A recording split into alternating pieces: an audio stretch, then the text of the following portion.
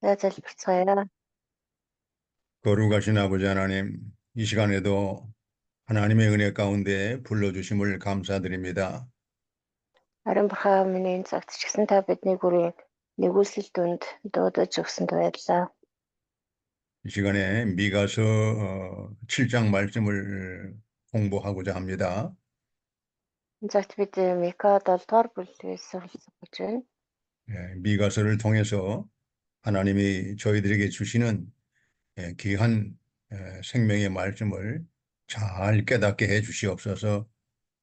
Мика намар дамжуулан таны бидэнд өгч байгаа эрхэм нандин амийн үгийг сайн зөв ойлгоход туслаарай. 이 말씀을 가지고 하나님의 교회를 살리고 하나님 나라를 잘 세워나갈 수 있는 진실한 주님의 일꾼들이 되게 해 주시옵소서. Энэ үгийн дагуу дээр таны бидэнд даалгасан ажлыг итгэмжтэйгээр хийж бас таны бидэнд даалгасан чуулганыг итгэмжтэйгээр босгон байгуулдаг ажилчид болгож өгөөрэй. 예수님의 이름으로 기도드리옵나이다. 예수님 нэрээр залбирanгуйч байна. 아멘. 아멘. 자, 이 시간은 미가서 7장 첫 번째 대지입니다. За Мика намын 7 дугаар бүлгийн эхний хэсэг дээр явж байгаа тийм ээ. 첫 번째 대지는 의인이 끊어지고 세상이 악해진다는 것입니다.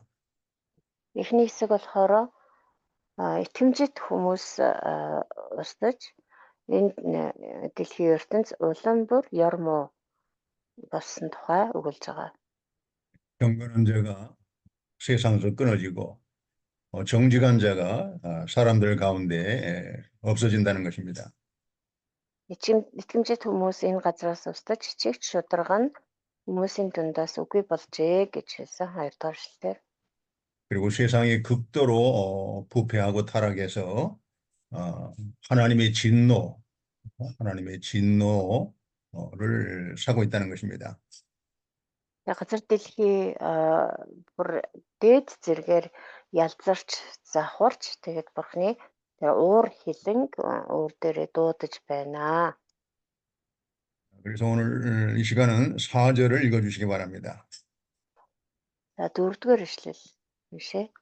Хамгийн сайн нь өргөс дургамал, хамгийн шударга нь сундуу шивээ мэт тул харуулыг чинь тавих тэр өдөр шийтгэл чинь ирнэ.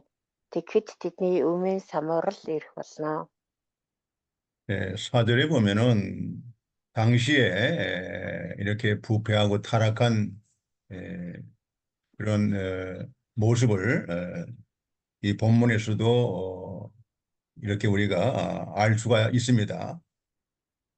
За тухайн үед одоо ихэр зэрэг ингэж ялзарч завхарч бузар муу болсон байсан бэ гэдгийг саяны ишлээс бид нар бас харж байна.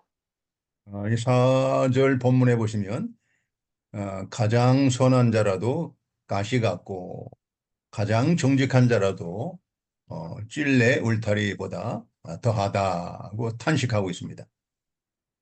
Дөрөвдөр ишлээс харах юм бол хамгийн сайн нь л гэхэд өргөс дургамал шиг, хамгийн шударга нь л гэхэд сундуу шивээ мэт болсон байна гэж халгалж байна. 이 정도로 당시에 미가 선지자 당시에 이스라엘이 타락하고 부패했다는 것입니다.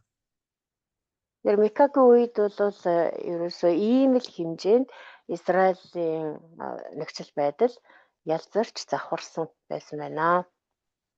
우리 본문에서 말하고 있는 선한 자, 또 정직한 자는 거짓된 것을 말하고 있는 것입니다. Энд гарч байгаа энэ хамгийн сайн нь хамгийн шударга нь гэж хэлсэн байгаа. Тэгээ эдгээр нь болохоор одоо худал хуурмаг байдлыг илэрхийлж байна. 거짓된 선한 자, 거짓된 정직한 자. 그것을 Хуурамч сайн 보여주고 있습니다. хуурамч сайн хүн, хуурамч шударга хүмүүсийг илэрхийлж байгаа. 참된 선과 참된 정직이 아니라 자기 욕심을 채우기 위해서 거짓 선과 정직으로 가장을 한다는 것입니다. Жинхэнэ сайн, жинхэнэ шударга байдал биш харин өөрийнхөө тэр шунлыг дүүрэхийн тулд хуурамчаар сайн мэд, хуурамчаар шударга мэд царайлж тийм одоо баг зүүж явдаг гэсэн үг. 당시에 악한 지도자들이 자신들의 욕심을 채우기 위해서 선한 것으로 정직한 것으로 가장을 해서 다른 사람을 속이고 해를 끼친다는 것입니다. Хоёрын тэр бузар муу удирдагч нар өөрсдийнхөө тэр дотор байгаа бузар муу шунал тачаалыг нуухын тулд хуурамчаар сайн мэд, хуурамчаар шударга мэд дүр үзүүлж хүмүүсийг ард олныг хуурам эхэлж байсан. 여기서는 가시라는 말, 찔레라는 것은 아프고 그 찔르면 고통스럽고 아주 그 아픈 것을 말합니다. За тэгэд энд өргөс дургамал сундуу шивээ мэт гэсэн байгаа. Тэгээд өргөс сундуу гэдэг бол ийм хүн одоо хэрвээ хүрх юм бол хатгадаг, өвтгдөг тийм ургамлуудыг хэлж байгаа. 당시에 그 악한 지도자들이 백성들을 속이기 위해서 이렇게 거짓된 선과 거짓된 정직을 내세워서 오히려 백성들을 고통스럽게 한다는 거예요. Тэгээд тухайн үеийн тэр удирдагч нар өөрсдийн тэр хотлох урмаг дур төрхийг сайн мэд, шудраг мэд дур төрхөөр ингэж хуурч мэхэлж дүр үзүүлж байсан. Тэгээд тэр нь болохоор ард түмнийг хатгаж өргөс мэт өвтгдөг байсан, зовоодог байсан гэсэн. 이것은 영적으로 말세에 그 이단 사상을 가진 사람들이 바른 진리로 가장을 해서 성경 말씀을 가지고 가장을 해서 교회를 미혹하고 속인다는 것입니다. Төслийн өдрүүд, эцсийн өдрүүд ирэхэд гаж урсгалынхан яг үнтэй адилхан бурхны үгээр халахвч хийгээд тэгээд цаагаараа болохоро хүмүүсийг тэр худлаа сургаал, хуурамч буруу сургаалаар хүмүүсийг хууран мэхэлнэг гэдгийг илэрхийлж байна. 하나님의 교회를 손해를 끼치고 그 교회에 큰 고통을 안겨준다는 것입니다. Чуулганд бохирол учруулж чуулганд маш их тийм зовлонг үлдээх болно. 하나님의 일꾼들은 특별히 하나님의 진리를 올바르게 분별할 수 있는 그러한 지혜가 필요합니다. Тэр бурхны ажилчдад бол бурхны тэр жинхэнэ үннийг ялгаж салгаж чадах мэрэгэн ухаан маш их хэрэгтэй. 그래서 우리가 디모데후서 2장 봅시다. 디모데후서 2장. За 2-р Тимот 2-р бүлгээс өдөр харъя. 네, 15절 15-р эшлэл. 읽어보세요.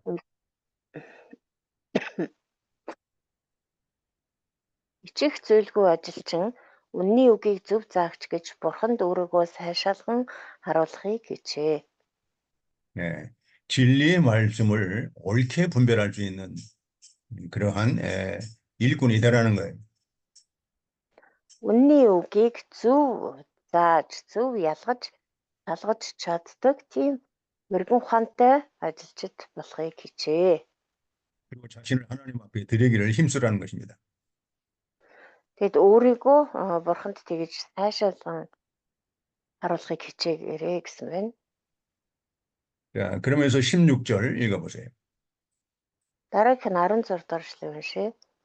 Харин олиггүй хоосон ярианаас зайлсхий. Учир нь тийм зүйлс хүмүүсийг итгэл сүсэггүй байдал руу улам хөдөлдөг юм аа. 이 진리를, 바른 진리를 대적하는 망령되고 헛된 말이 있다는 것입니다.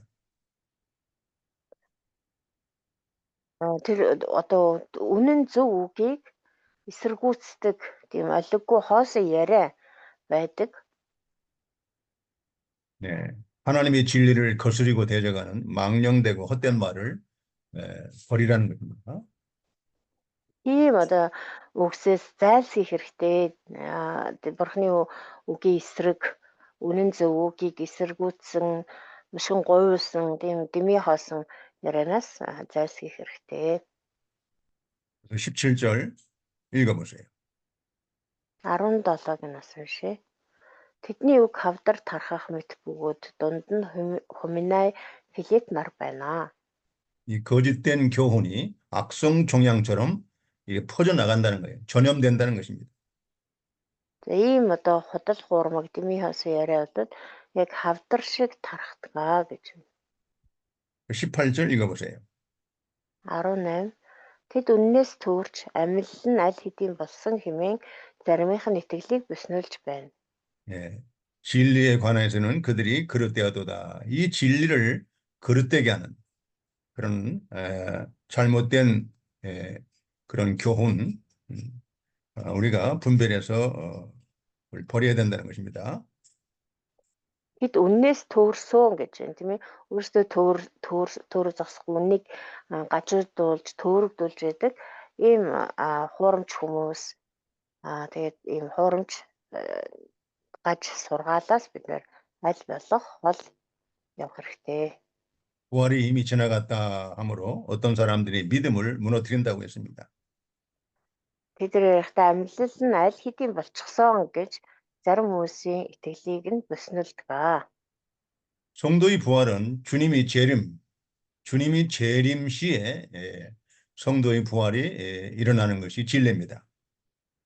Яг үнний дагуу гэдэг явах юм бол энэ амьлал нь хизээ болох юм бэ гэхээр ариун хүмүүсийн амьлал бол эзнийг дахин ирэх тэр үед амьлал байх юм аа. Амьлал болох юм аа. 근데 이미 부활이 지나갔으니까 부활이 없다 해서 성도들이 부활 신앙을 무너뜨린다 그 말이에요. Тэгэл тэр үннээс төөрсөн хүмүүс болохоор тэр амьлал чинь аль хэдийнэ болчихсон шүү дээ гэж хүмүүсийг итгэгчдийг өснөлж итгэлийг нь самууруулдаг байна.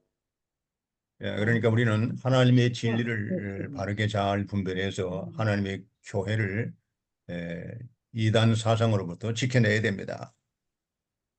Тэгэхээр бид нэр болохоор маш мэрэгэн ухаантай байж үнний үгийг ялгаж салган тэгээд ариун хүмүүсийг итгэгчдийг тэр гаж буруу урсгалаас сахин хамгаалж өгөх хэрэгтэй. 이 미가 당시에는 그 지도자들이 이렇게 정치적으로 백성들을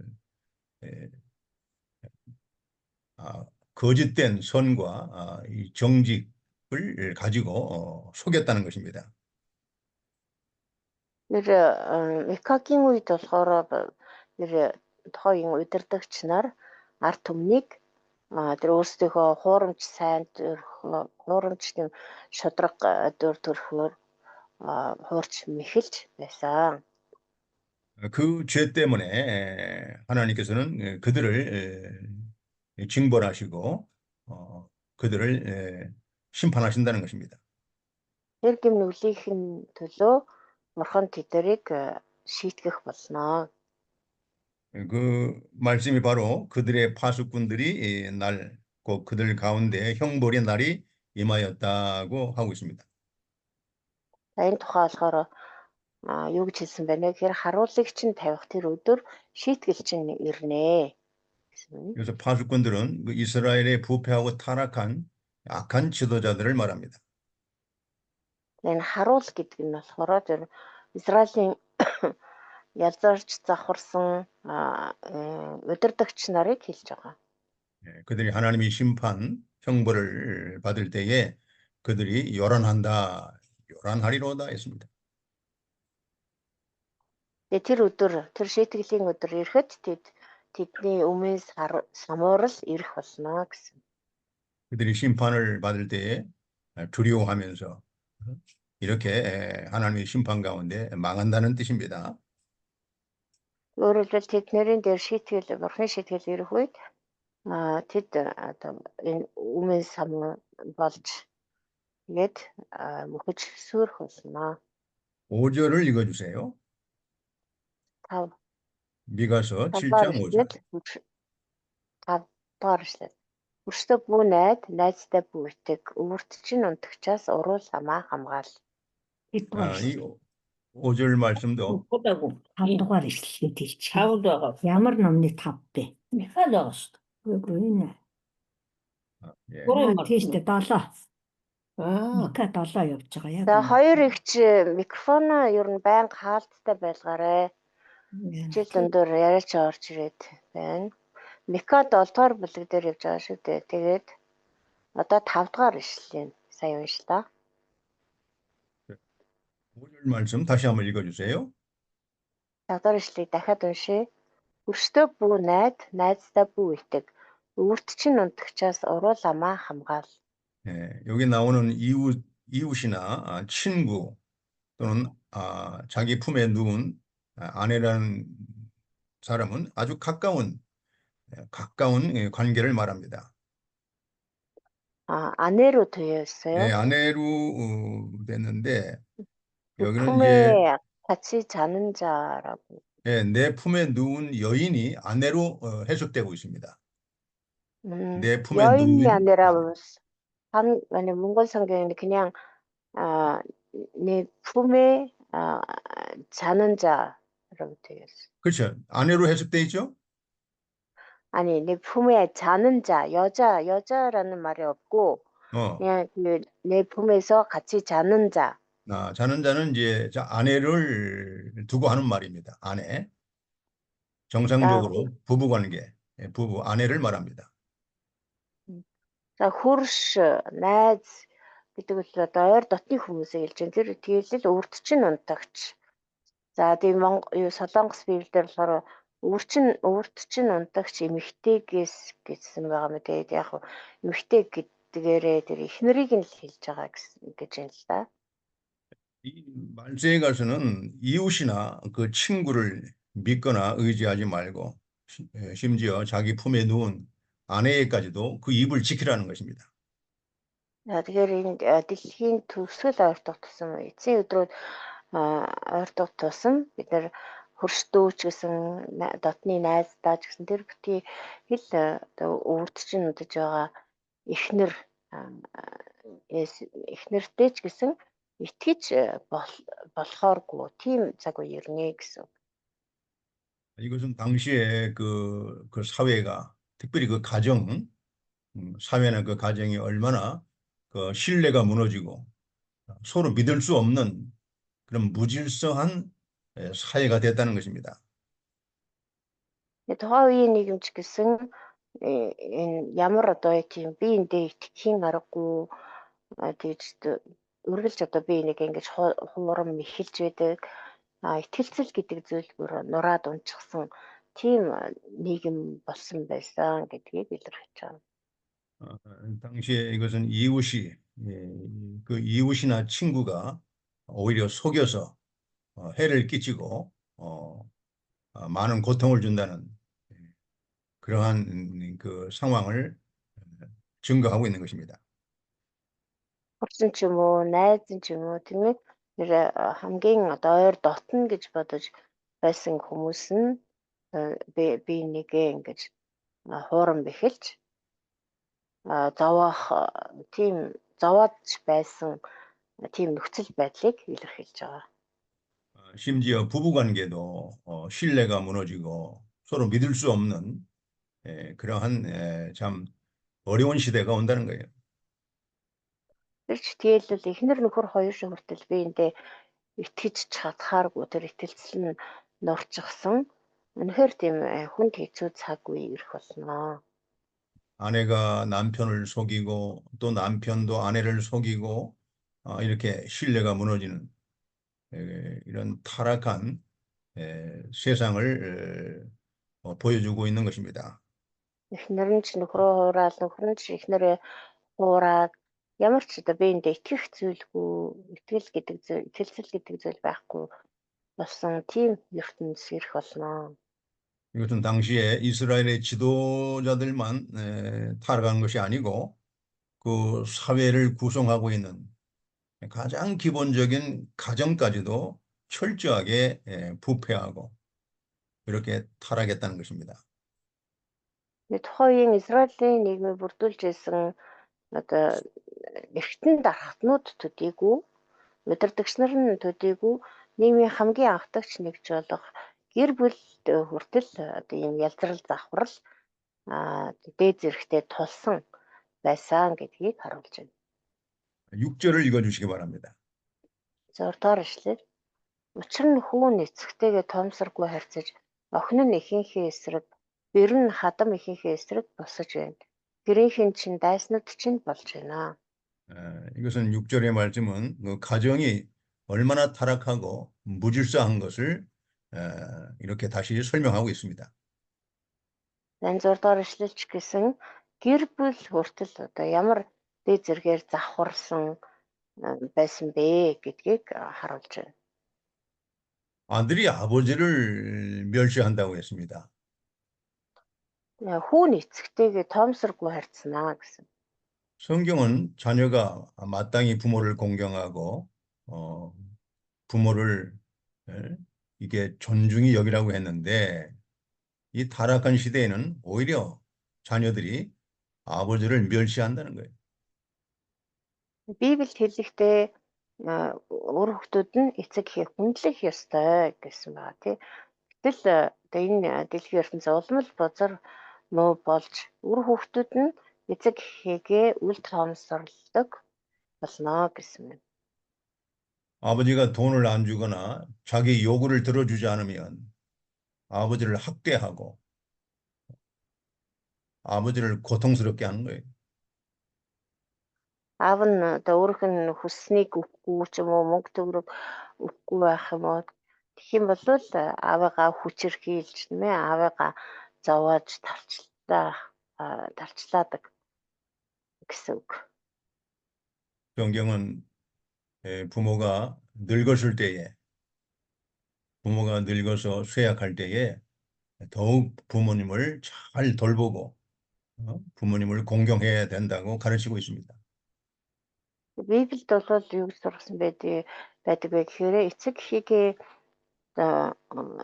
хөвшрөх тулсан тэднийг улам хүндэлж улам асарч тойлох хэрэгтэй гэж сургасан байдаг. 자, 그다음에 딸이 어머니를 대적한다고 나옵니다. За цааш нь бас охин нь эхийнхээ эсрэг босноо гэсэн. 딸이 어머니를 대적한다. 어머니를 아주 어머니의 말을 거역하고 어머니를 완전히 무시하고 자기가 어른 노릇을 하는 거예요. 자기가 주장을 하는 겁니다.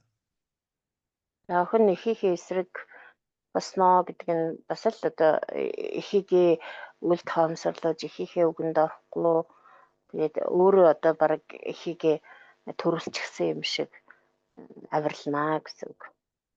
어머니의 마음을 가장 잘 알 수 있는 게 딸이 아닙니까? 아들보다 딸이 더 어머니의 그 마음을 더 잘 알 수 있는 대상입니다.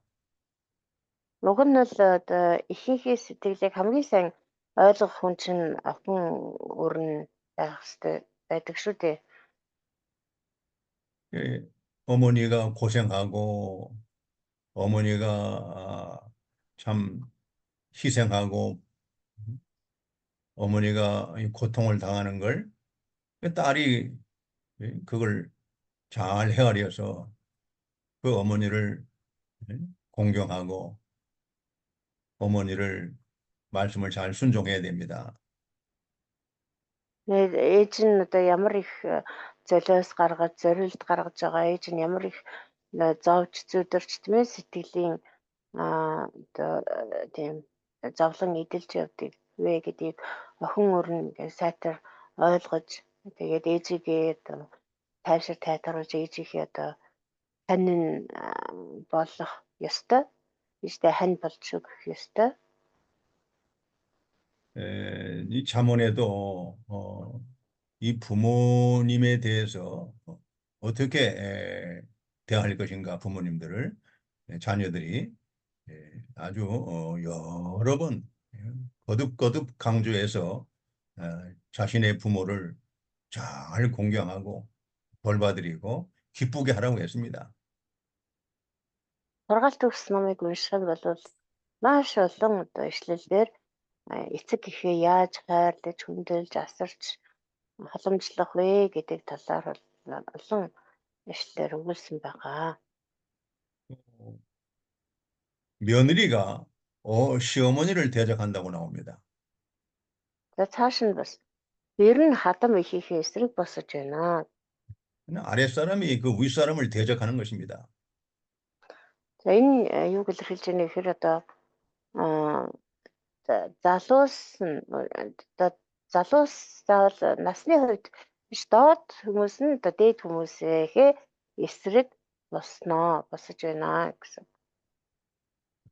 참 며느리들이 시어머니를 공경해야 되는데 우리가 룻기에 보면 룻이 시어머니 나오미를 얼마나 잘 공경했습니까? Бэр гэдэг бол хадам ээжигээ бас тийм ээ хүндэлж асар ёстой хүн байгаа. Бидний сайн мэдих Рут номон дээр гэхэд Рут хадам ээжигээ ямар одоо их хайрлаж, халамжилж асардаг байлээ гэдэг. 룻이 나오미가 룻을 가라, 그만 네 갈 대로 가거라, 그렇게 자유를 줬어도 룻은 그 시어머니 나오미를 떠나지 않았습니다. 나오미 бол бэрдээ хэлсэн тийм ээ. Чи одоо өөрийнхөө үлдээ. Чи намайг орхоо буцаад гэрлүүгээ хараа гэхэд Рут бол ерөөсөө хадам ээжийг орхоогүй хамт дагаад явсан ба. 그 룻의 남편이 이미 죽었기 때문에 그 뭐 시어머니를 더 돌볼 필요가 없으니까 나오미가 룻에게 가서 다른 데 시집 가서 행복하게 살아라, 그렇게 보내려고 했습니다. Рутийн нөхөр нэгэнд нас барчихсан учраас тэр өөрөө бэлэвсрээд зорж байгаа. Тэгээ одоо хадам ээжтэйг ингээд нэгсэндээ холбоогүй болчихж байгаа. Заавал одоо Наомиг тэгж халамжлах одоо асрах тийм үүрэг хариуцлага байгаас одоо чөлөөлөгдөж байгаа гэсэн. Тийм учраас Наоми түүнийг чи одоо буцаж очиод өөр одоо дахиж амьдрал зохиоод өөр хүнтэй гэрлээд тэгээд аз жаргалтай амьдраа гэж хэлсэн. 한번 찾아볼까요? 룻기, 우리가 이거 한번 찾아보면 참 우리 마음에 감동을 줍니다. 룻기 1장. Бүгдээрээ Рут намаас аюу уншээ. 15절. 15 дахь эшлэл. 15절, 1장 15절부터 18절까지. 15-аас 18 дахь эшлэл хүрсэн шээ. 다 같이 한번 읽어봅시다. За бүгдээрээ хамт уншин байх шүү. Хамт уншин. Тэгтэл тэр хараач авсан чинь өөрийн ард түмэн болон өөрийн бурхад руугаа буцаж явлаа. Чи ч бас авсныхаа араас буц гэв. Харин Рут таныг орхиж таныг дагахаас буцаж ирэхийг надад буй ятгаач. Учир нь таны явах газар руу би явна. Таны суух газарт би ч суунаа. Таны ард түмэн миний ард түмэн, таны бурхан миний бурхан. Таны өөхөх газарт би өөхөж тэндээ би оршуулгаднаа. Тиймээс хэрэг би өөхөөс бусдаар танаас талбал намайг эзэн шийтгэг, бүрч илүү гүйлдэг гэв. Тэр түүнийг өөртөө хамт явахаар ирс шийдсэнийг хараад түүнийг дахин ятгасангүй. 야, 룻이 시어머니 나오미를 얼마나 이렇게 공경하고, 특별히 나오미의 하나님이 내 하나님이 될 것이다. 나도 그 하나님을 섬기겠노라. 시어머니가 가는 곳에 나도 끝까지 갈 것이고, 시어머니가 죽는 곳에 나도 그곳에 죽을 것이다. 이마치 생사를 같이 하겠다고 시어머니 나오미에게 굳게 결심을 한 겁니다. Тэгээд Рутийн энэ хэлж байгаа үгийг харах юм бол маш тийм сэтгэл хөдлөмж тий уйрмаар тийм үгнүүдийг хэлж байгаа. Би таныг орхиж явахгүй. Намайг битгий тэгж ятгаач ээ. Таны явах газар руу би явна, суух газарт би суун. Таны ард түмэн миний ард түмэн, таны бурхан миний бурхан болно. Таны өгөх газарт би өгөж тэндээ хамт оршуулгаднаа. Тийм учраас хэрэг одоо өхлөөс бусдаар танаас салах юм бол эзэн намайг шийтгэгээ гэж хэлсэн байна. Тэгээд энийг бол бүр зүрх сэтгэлдээ эрс хатуу шийдчихэд тэгээд хэлсэн байна. 그런 나오미를 그런 룻을 하나님은 어떻게 복을 내리셨습니까? За тийм одоо зүрх сэтгэлдээ байсан Рутийг бурхан яаж юрөөсөн бэлээ? 바로 하나님이 사랑하는 보아스를 만나게 해주셨습니다. 보아스. бурхан тайртай Боаз гэдэг залуутай уулзуулж өгсөн байгаа. 보아스는 나오미의 그 친척입니다. За Боаз болохоор Наомигийн хамаатан одоо садны хүн байсан.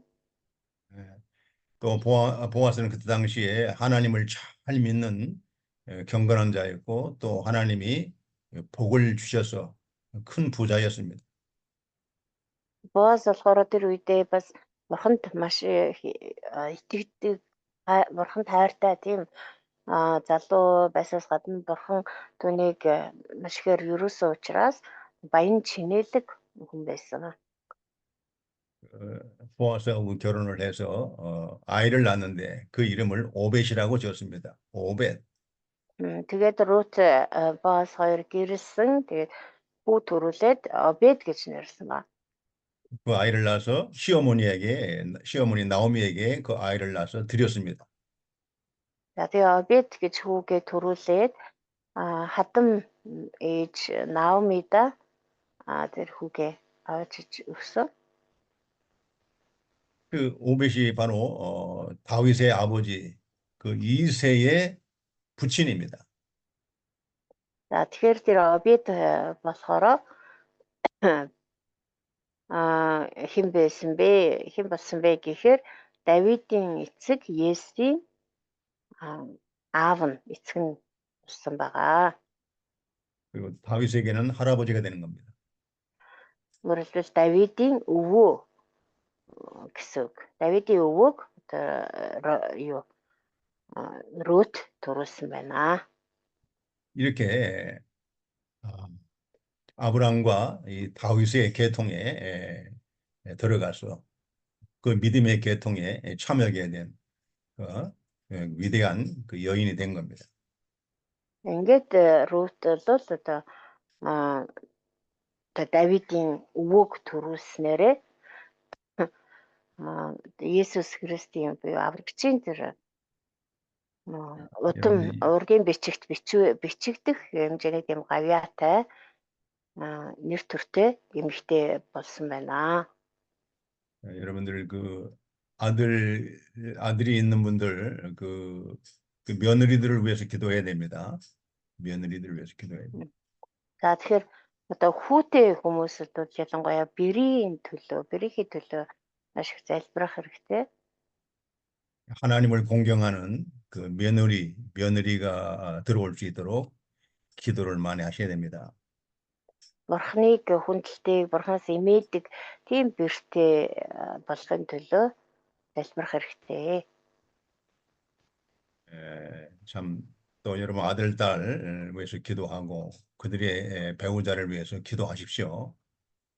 Өөрсдийнхөө хүүгүүд охтын төлөө мэдээж залбирах хэрэгтэй. Бас тэднийдээ гэрлэх хүргэн гэрүүдийнхээ төлөө бас заавал залбирах хэрэгтэй шүү. 그래서 이 결혼을 잘해야 됩니다. 이 자녀들이 결혼을 잘해야 그래야 그 가정이 하나님을 바로 섬기고 축복 가운데 살 수가 있어요. Энэ гэрлэлт гэдэг бол үнэхээр маш сайн зөв одоо гэрлэлтийг хийх хэрэгтэй. Тэгээд энэ гэрлэлт хүүхдүүд маань маш зөв гэрлэж байж Бурхны дотор Бурхны тэр ивэл юрүүлийг өгтөж сайн сайхан амьдарч чаднаа. 그 시어머니를 대적하는 악한 며느리가 들어오게 되면 그 가정의 질서가 무너집니다. Хэрвээ хатам ихтэйгээ тэрсэлддэг ийм одоо муу бэр ороод ирчих юм бол тэр гэр бүл одоо сүрнэ гэсэн. 이와 같이 아들이 아버지를 멸시하고 딸이 어머니를 대적하고 며느리가 시어머니를 대적하니까 사람의 원수가 자기 집안 식구라는 겁니다. Тэгээд энд 6-гийн төгсгөлт хэлсэн байна те гэрийнхэн чин дайснууд чинь болж байна. Хүүн эцэгтэйгээ эцгээ үл таамсарлаж охин нь ихийнхээ эсрэг босож бэр нь ч гэсэн хатам ихийнхээ эсрэг босож байгаа болохоор ерөөсөө одоо гаднаас тэр дайсныг хайх хэрэггүй. Гэр дотор чинь тэр дайснууд чинь байж байна гэсэн үг. 아들이 원수가 되고 아버지 원수가 되고 딸이 어머니의 원수가 되고 며느리가 시어머니의 원수가 된다면 어떻게 그 가정이 복을 받을 수가 있습니까? Эцэг хүү хоёр дайсагналцаад их охин хоёр дайсагналцаад хатан бэр хоёр дайсагналцаад байвал тэр гэр бүл одоо яаж оршин тогтнох юм бэ? 근데 실제로 이런 역사적인 이렇게 사실이 성경에 기록이 되어 있습니다. Библиэр ч гэсэн яг тийм түүхэн бодит баримтууд бичээстэй байгаа шүү дээ. 이것을 예수님께서도 이 말씀을 그대로 인용을 하셔서 말세에 타락하는 세상에 대해서 증거를 하셨습니다. Иесус ч гэсэн яг энэ ишлээс иш татаад ертөнцийн төгсгөлд дэлхийн ертөнц ямар одоо дээд зэргээр ингэж ялзарч завхрах вэ гэдэг талаар үгүйсэн сургасан байдаг.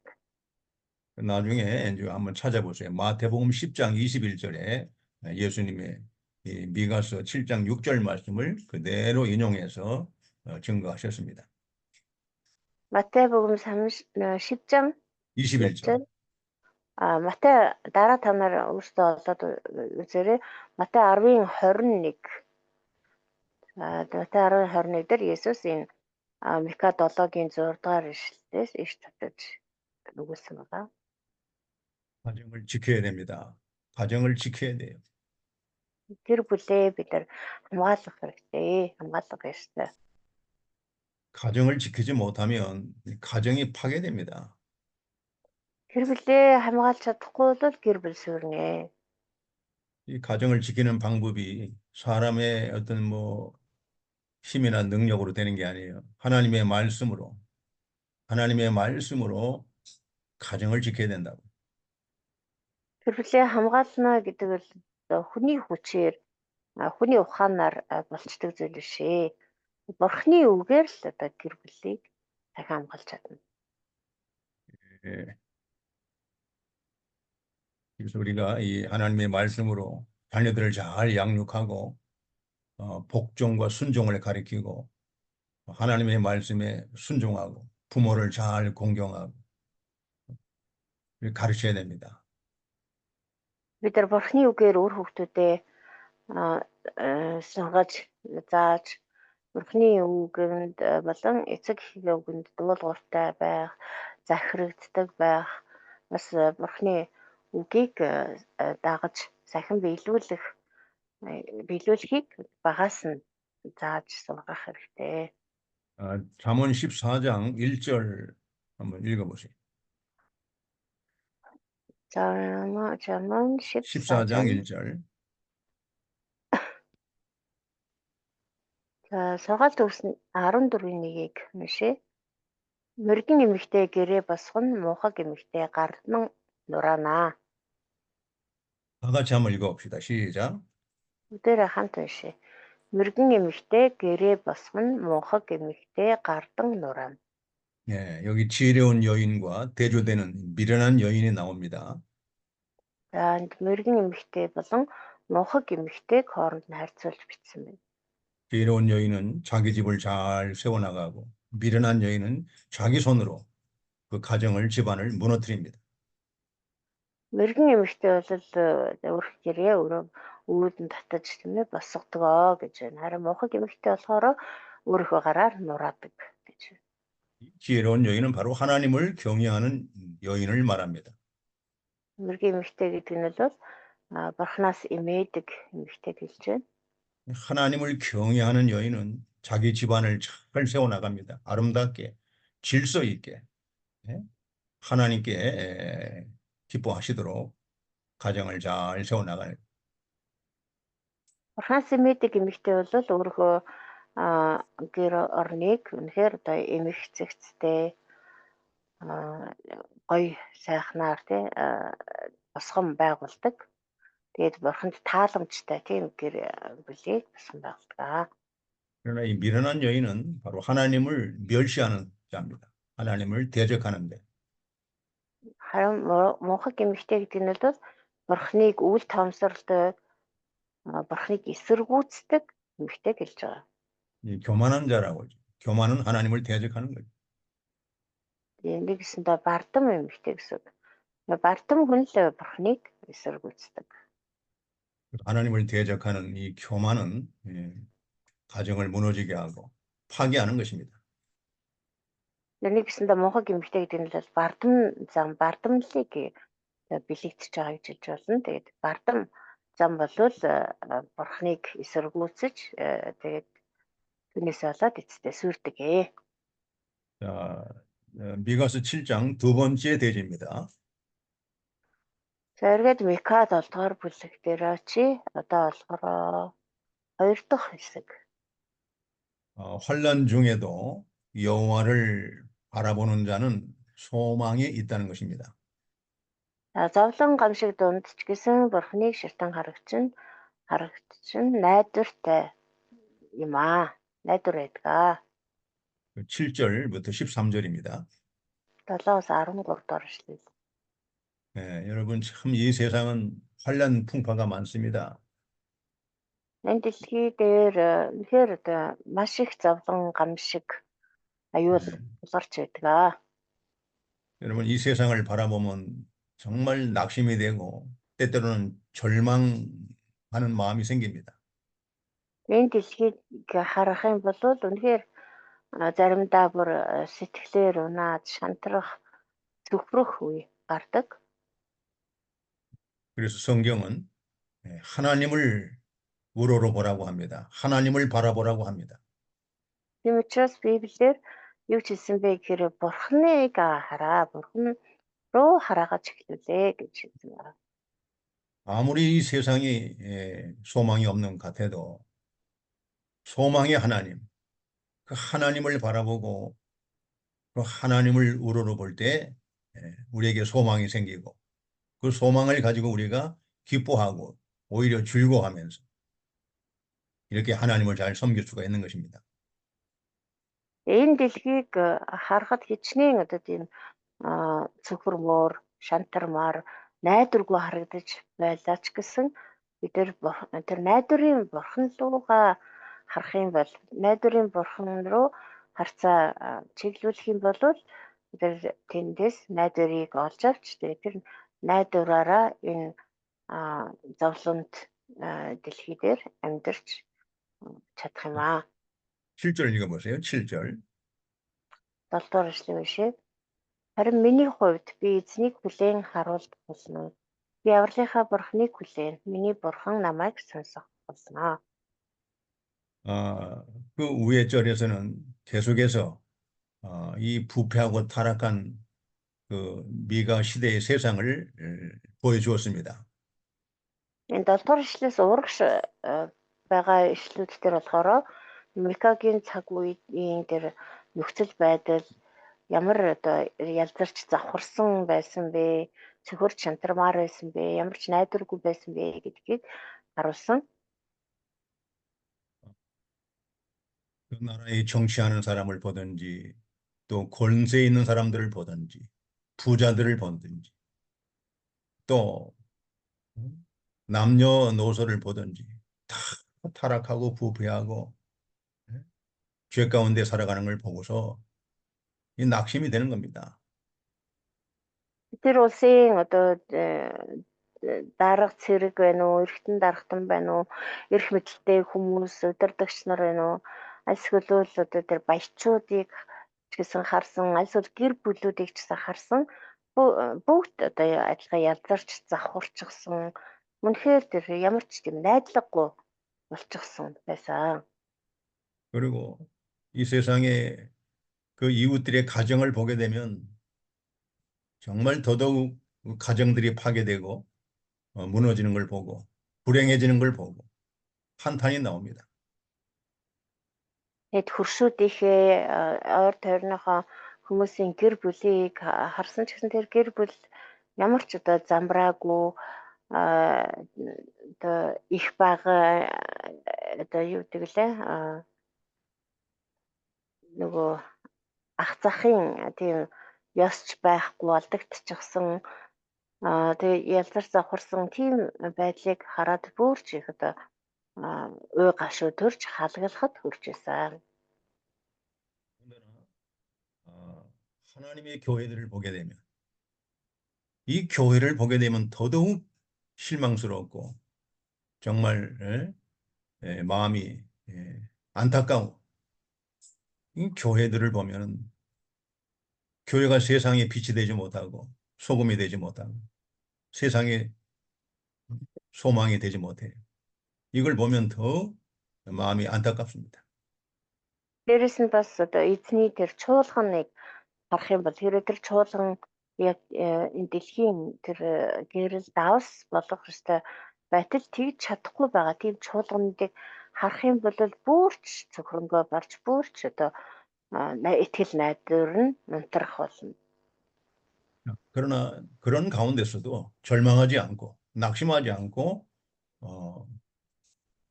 미가 선지자는 하나님을 우러러 본다는 겁니다. Гэхдээ нөхцөл байдал хэдийгээр тийм байсан ч гэсэн Мика иш үзүүлэгч болохоор сэтгэлээр унаггүйгээр цохорч шантардгүйгээр харин зөвхөн эзнийг харуулдан хүлээх болно гэж хэлсэн байна. 오직 나는 이 오직이란 말은 아주 강하게 이 강세가 붙은 강조하는 말입니다. 오직 나는 그 가운데 오직 나는 여호와를 우러러보며 나를 구원하시는 하나님이 나에게 귀를 기울이시리로다. 기도한다는 거예요. 하나님께 기도한다는 거예요. Харин миний хувьд гэж байгаа. Энэ харин миний хувьд гэдэг бол маш өндөр тийм одоо өргөлт өгч байгаа тийм ээ онцолж байгаа ийм үг гэсэн. Тэгээ хэдийгээр нөхцөл байдал тийм байсан ч гэсэн харин би болвол гэж жаад онцолж байна гэсэн. Тэгэд харин одоо Мика болвол яана гэсэн бэ гэхээр эзнийгээ харуулдан хүлээх болно. Авралынхаа бурхныг хүлээх болно. Тэгээ бурхан намайг сонсох болно гэсэн. Тэгээ бурхан намайг сонсно гэдэг чинь Мика тэр бурхан тандан залбирна гэсэн үг шүү дээ. 하나님을 바라보고 하나님께 기도하면 소망이 생기고 거기서 위로와 기쁨이 있습니다. Бурхныг ширтэн хаарч бурхан тандан залбирах юм бол энд найдвар байдаг. Тэгээд бас тэндээс тайвшрал, баяр хүрийг олж чаддаг. 하박국을 한번 봅시다. 하박국 3장 16절부터 18절까지. 하박국. Хабакук номын 3 дугаар бүлгээс харъя. Хабакук 3-ын 16-аас 18. 16절부터 18절까지. Сонсоод хамаг дотор минь гэлсэж чимээ шуугианд уруул минь чичрэв. Ялзрал ясанд минь нэвтэрч зогсож буй газартаа би салганан чичирнэ. Учир нь бидний эсрэг босож түрэмгийсэн ард түмэн дээр зовлон шаналангийн өдөр ирэх хүртэл би чимээгүй хүлээх ёстой. Хэдийгээр инжирийн мод цэцэглээгүй, усан үзмийн мод ч үржимсгүй, чидууны ургац гарахгүй, талбайд хүнс огт урахгүй байсан ч хашаандаа хоньгүй, сарвчандаа өхөргүй болсон ч эзний дотор би баясан хөөрч авралынхаа бурхан дотор баярлнаа. 자, 이와 같이 전쟁의 소리를 듣고 그 전쟁에서 이스라엘 나라가 이 무너지고 황폐해질 것을 하나님이 미리 보여주셨습니다. За Хабакукийн хувьд болохоор Хабакук тэр одоо дайн дажны те чимээг ингээд ойртон ирж байгааг сонссон. Тэгээд энэ дайн дажнаас болж Израиль болоод сүрэх болно гэдгийг бурхан урьдчилаад Хабакукт хэлсэн байсан. 원수들의 그 강한 군대가 쳐들어와 가지고 그 환난 날을 지금 하박국 선지자가 기다리면서 그 속에서 큰 낙심이 되고 절망이 됐습니다. Тэр дайсны хүчрэг зэрэг довтлон ирж тэгээд тэр довтлооны улмаас Израиль бол асар их зовлон амьсгах болно гэдгийг Хабакук сонсоод тэгээд түүний дотор дэнсэлж чимээ шугамд нь уруулан чичирсэн гэж хэлж байгаа. Өөрөлдвөл маш ихээр одоо цөвөрж шаналж байсан гэсэн. 그러나 하박국은 그 순간에 하나님을 바라보았습니다. Тэр мөчид Хабакук эзнийг харсан байна. 하나님의 약속을 바라보고 하나님의 구원을 바라보면서 오히려 하나님을 기뻐하고 즐거워하고 이렇게 하나님께 감사했습니다. Тэгээд эзний амлалт, эзний авралыг тэр харж чадсан байгаа. Тэгээд тэгж харснараа тэр харин ч одоо тийм дайн дажны нөхцөл байдал хүртэл эзэн дотор байсан хөөрж авралынхаа дотор баярлаж чадсан гэж. 이 전쟁으로 말미암아 없어지는 것들이 뭐가 있습니까? Энэ дайны улмаас одоо үгүй болж устж алга болох зүйлүүд юу байсан бэ? 무화과 나무가 무성하지 못한다고 했습니다. За 17 дугаар эшлэлээр Хабакук 3:17 дээр хэлснээр бол инжирийн мод цэцэглэх бэ гэж байна. 포도나무에 열매가 없다고 했습니다. Ус үзмийн мод ч үр жимсгүй болно. 감람나무에 소출이 없다고 했습니다. Чидууны ургац гарахгүй. 밭에 먹을 것이 없다고 했습니다. Талбайд хүнс огт ургахгүй. 우리의 양이 없다고 했습니다. Хашаанд хонь байхгүй. 외양간에 소가 없다고 했습니다. Сарвчанд үхэргүй болно. 이게 다 없어져도 나는 여호와로 말미암아 즐거워하고 나의 구원의 하나님으로 말미암아 기뻐하리로다고 고백하고 있습니다. Энэ бүхэн одоо үгүй болж байхгүй болсон ч гэсэн би бол эзэнний дотор байсан хөөрч авралынхаа бурхан дотор баярлах болно гэж Хабакук ütсэн байна. 우리도 이런 하박국 선지자나 미가 선지자의 이러한 하나님을 바라보고 하나님께 기도해서 하나님으로 기뻐하고 즐거워할 수 있는 이러한 종들이 되기를 바랍니다. Бид нар ч гэсэн яг энэ Хабакук шиг, Мика шиг зөвхөн эзэн бурхнаа ямар ч нөхцөл байдал, ямар ч зовлон бэрхшээл донд зөвхөн эзэн бурхан дуугаа харж, эзэн бурхан дотроо баярлаж, баясаж чаддаг тийм бурхны ажилчид болоосай гэж хүсэж байна.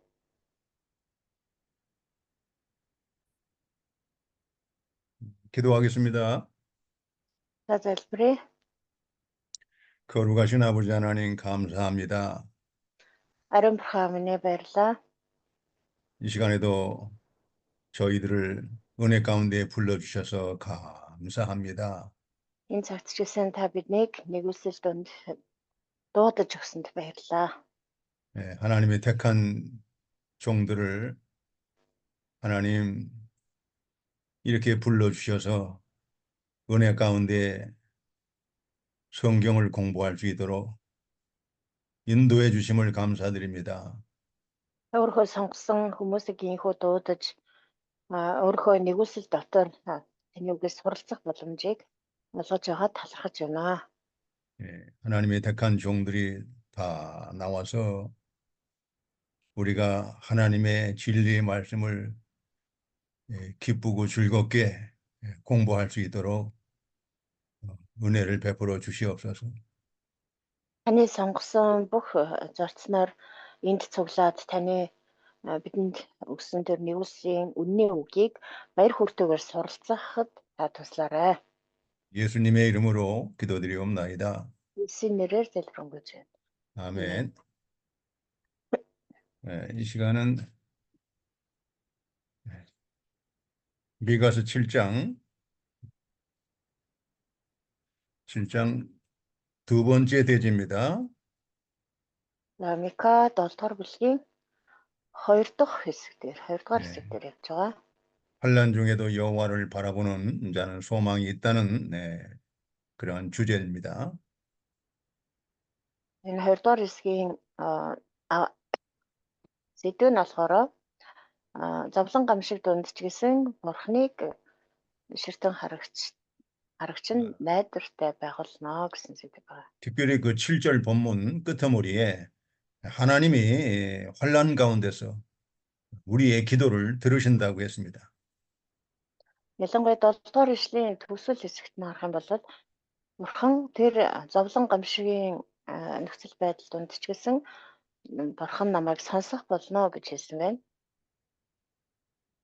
하나님이 환난 가운데서 우리의 기도를 들으시기 위해서 귀를 기울이신다는 거예요. Тэр зовлон гамшигын үед ч гэсэн Бурхан миний бидний залбирлыг сонсохын тулд чих тавин сонсож байд юм аа. Сонроо хандуулж байд юм аа гэсэн утгатай. 세상에 타락하고 부패하면 정말 환난 당할 때에 그 하나님 백성들의 그 간구를 들어줄 사람이 없습니다. Энэ дэлхийн ертөнц ялзарч дороотох тусмаа үнэхээр тэр зовлон гамшиг тохиолдох үед Бурхны ард түмнийг сонсох хүн, Бурхны хүмүүсийг сонсож өгөх хүн болтгоо байдаг. 그런데 하나님께서 환난 당하고 있는 이 하나님의 택한 백성들의 기도를 들으시기 위해서 귀를 기울이신다는 거예요. Харин Бурхан бол тийж зовж зүдэрч байгаа өөрхөн ард түмний залбирлыг сонсохоор үргэлж чих тавин хүлээж байдаг гэж. 우리는 하나님 앞에 기도할 수 있는 특권이 있습니다. Бидэнд Бурханы өмнө очиод залбирах онцгой эрх бий. 죽은 자를 다시 살리시는 하나님, Үгснэг чамлуулдаг Бурхан, 없는 것을 있게 하시며 байхгүйгээс байгааг бий болгодог Бурхан, 이 천지 만물을 창조하신 능력 있는 하나님, энэ дэлхийн ертөнц түмэн бодисыг бүтээсэн хүч чадлын Бурхан. 이스라엘 백성을 애굽의 바로 왕의 손에서 구원해 주시고 또 홍해 바다를 마른 땅같이 건너게 하신 그 전능하신 하나님. Израиль ард түмнийг Египтийн фараоны савраас чөлөөлсөн Бурхан бас улаан тэнгисээр тэднийг хуурай газараар мэт гатлуулсан төгс хүчит Бурхан. 그 전능하신 하나님께서 우리 주 예수 그리스도를 이 땅에 보내주셔서 하나님의 택한 백성들을 구원하시는 그러한 큰 구원의 역사를 이루어 가시는 하나님이에요. Тэр төгс хүчит Бурхан бас Есүс Христийг энэ дэлхийрөө илгээж өөрийнхөө сонгосон ард түмнийг гинүүлээс нь аврах агуу ажлыг хийсэн Бурхан юм аа. 자, 우리가 이와 같이 하나님의 일을 하는데 우리가 잠시 하나님의 징계를 받을 때에 세상 사람들은 비웃고 멸시하고 조롱합니다. Тэр агуу Бурханы ажлыг хийх явцад бид нэр төр зөөр зовлон бэрхшээлтэй учрах нь байдаг. Тэгээд тэр үед болохоор энэ дэлхий бид нарыг хараад илэглэж доогддог. 자, 8절도 한번 봅시다. 8절. За 8 дахь ишлэгийг бас уншъя. Бүү 읽어보세요. дайсан минь надаас болж бүү баяс. Би унавч босох болно. Би харанхуйд сууч эзэн миний гэрэл юм аа. 예. 그 원수 대적들이 하나님의 백성들이 그 징계를 받을 때에 조롱합니다. 비웃습니다. 하나님이 어디 있느냐? 예? 네가 하나님을 그렇게 잘 믿는데도 왜 그렇게 고난을 당하고 환난을 당하고 어려움을 당하고 있느냐? 비웃고 조롱합니다. Тэр зовж зүдэрч байгаа бурхны хүмүүсийг хараад энэ дэлхийн хүмүүс илэглэж шоолно тийм ээ. Тэгээд чиний нөгөө итгээд байсан тэр сайн бурхан чинь тэр төгс хүчит бурхан чинь хаач чавэ. Яагаад чи ингэж зовж зүдэрч байгаа юм бэ? Яагаад чиний бурхан энэ зовлон зүдгээрээс чинь аврахгүй байгаа юм бэ? 그런 자들에게 우리는 선포해야 됩니다. Тэр хүмүүсийн өмнө бид нэр тунхаглах ёстой. 오직 나는 여호와를 우러러보며 나를 구원하신 하나님이 나에게 귀를 기울이시고 있다. Тэгсэн ч гэсэн би эзнийг хүлээн харуулт болно. Авралынхаа бурхныг хүлээн тэр бурхан маань намайг сонсох болно гэж. 나의 대적이여 나로 말미암아 기뻐하지 말라. 나는 비록 엎드러질지라도 다시 일어날 것이다. Дайсан минь чи надаас олж бүү баясгээ. Би унсан ч гэсэн эргээд босох болно. 어두운데 비록 지금 잠시 어두운데 앉을지라도 여호와께서 나의 빛이 되실 것이다. Хэдийгээр би одоо түр зур энэ харанхуйд сууж байвч эзэн миний гэрэл болох болно. 그 시편 50편 15절에는 다윗이 이렇게 선포했습니다. Дуулал 50-ийн 15 дээр Давид хаан ингэж тунхагласан байна. 다윗도 범죄로 말미암아 간음죄와 살인죄로 그 범죄로 말미암아 하나님이 큰 징계를 당할 때에 원수들이 조롱하고 멸시했습니다.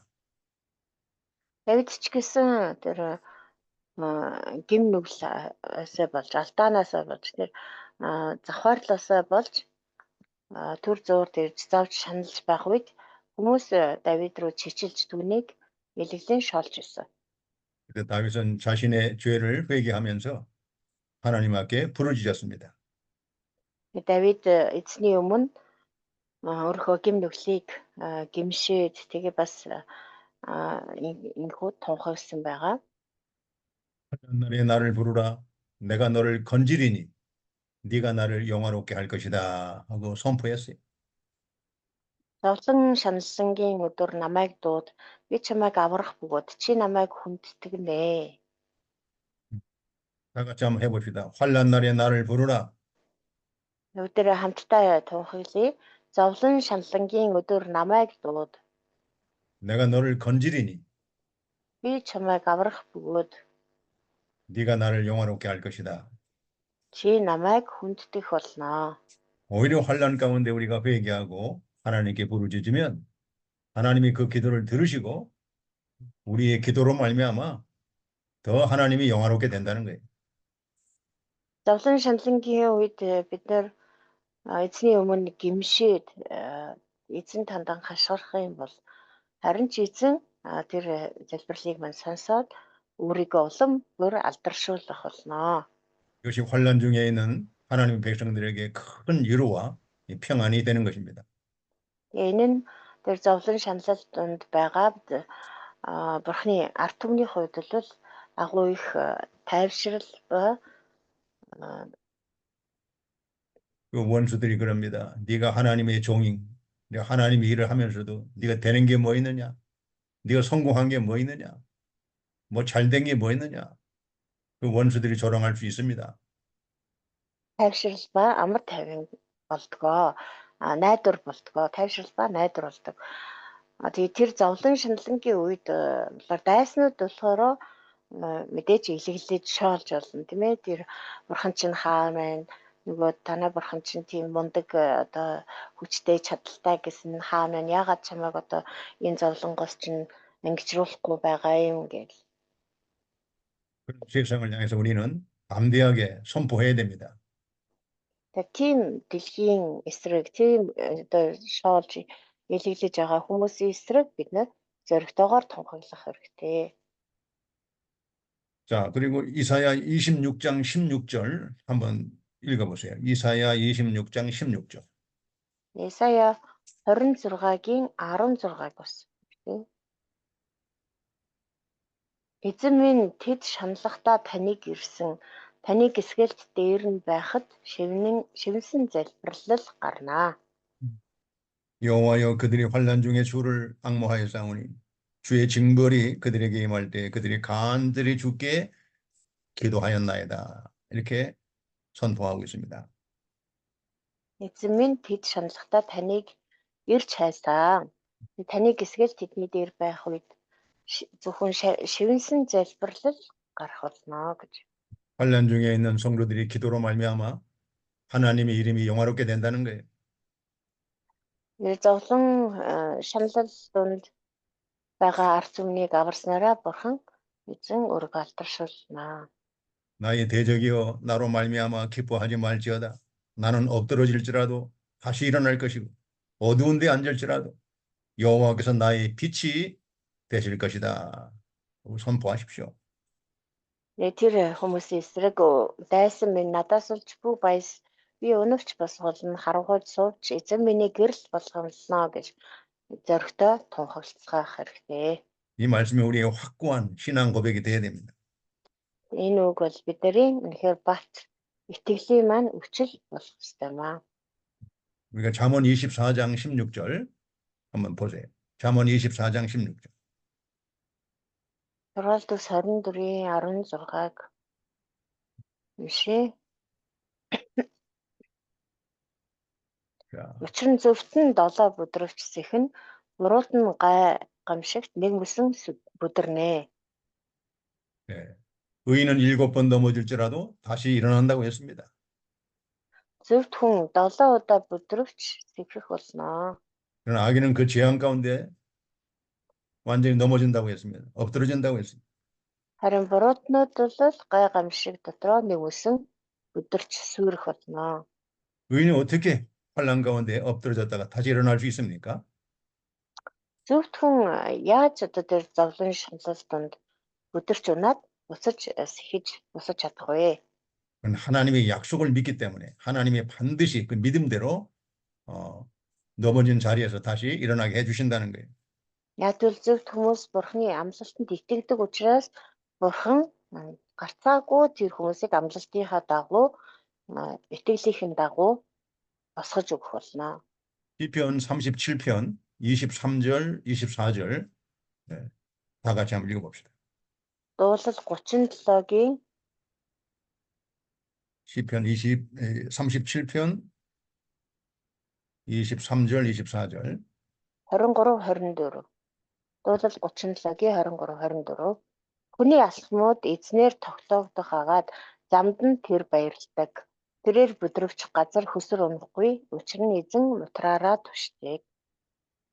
네. 자, 우리가 이 말씀을 굳게 믿어야 됩니다. Тэр энэ үгнэнд бид нар бат итгэх хэрэгтэй. 여호와께서 사람의 걸음을 정하시고 그의 길을 기뻐하신다고 했습니다. Эзэн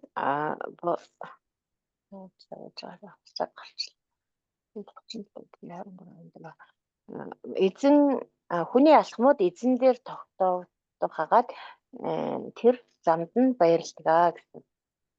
그래서 우리의 그 가는 길, 우리로 하여금 하나님의 일을 할 수 있도록 우리의 그 길을 정해주시고 그 길을 기뻐하신다고 했습니다. Эзэн бидний алхмуудыг одоо өөрийнхөө ажлын төдөө өөрийнх нь одоо хүслийн дагуу байхаар тогтоож өгсөн байдаг. Тэгээ тэр алхмаар тэр замаар ингээ явх үед бурхан гараад баярлдаг гэж. 그러나 그 길을 가는 동안 우리가 연약해서 넘어질 수가 있습니다. 또는 범죄해서 하나님의 징계로 우리가 고난을 당할 수가 있습니다. Тэгээ тэр замаар явж байхдаа бид нэр сул дороогоосоо болоод бүдэрч болно. Эсвэл гим нүглээсээ болоод бид нэр төр зур зовлон шаналлд автаж болох юм аа. 24절 그는 넘어지나 아주 엎드러지지 않는다고 했습니다. Гэхдээ дуулал 37:24 дээр гэхдээ тэрээр бүдэрсэн ч гэсэн газар хөсөр унахгүй гэсэн. 그것은 여호와께서 그 손으로 붙들어 주신다고 했습니다. Учир нь эзэн мутраараа түшиж байдаг юм аа.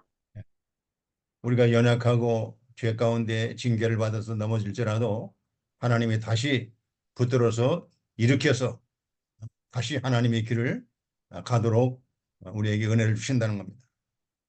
Бид нэр одоо өөрсдөө сул дороогоосоо болоод аль сүлгийн нүглээсээ болоод замдаа унаж бүдэрч болох ч гэсэн бурхан эзэн бид нарыг буцаад тэр өөрийнхөө тогтоосон тэр алхмуудаар тэр замаар явуулахын тулд өөрийнхөө мутраараа түшиж босгодгоо.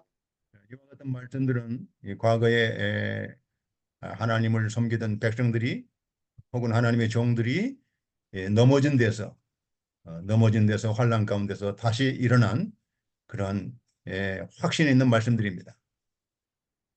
Тэгэхээр ишлүүд бол зүгээр нэг одоо яруу найраг ч юм уу зүгээр нэг хүний хэлсэн үг биш. Үнэхээр тэр эзний тэр итгэмжид зарснаар тэр эзний тогтоосон замаар явж байх зураа гим нүглээсээ болоод ч юм уу эсвэл сул дороосоо болоод бүдэрч унаад тэгээд эргээд харин эзэн тэр чигт нь хайчилгүйгээр өөрийнхөө гараар өөрийнхөө мутраар түшиж босгосон тэр одоо амьд туршлагаас нь гарч ирсэн тэдний итгэлийн хүчлүүд байгаа юм. 다음에 미가서 7장 9절 말씀 읽어주세요. За Мика 7-гийн 9-ийг уншия.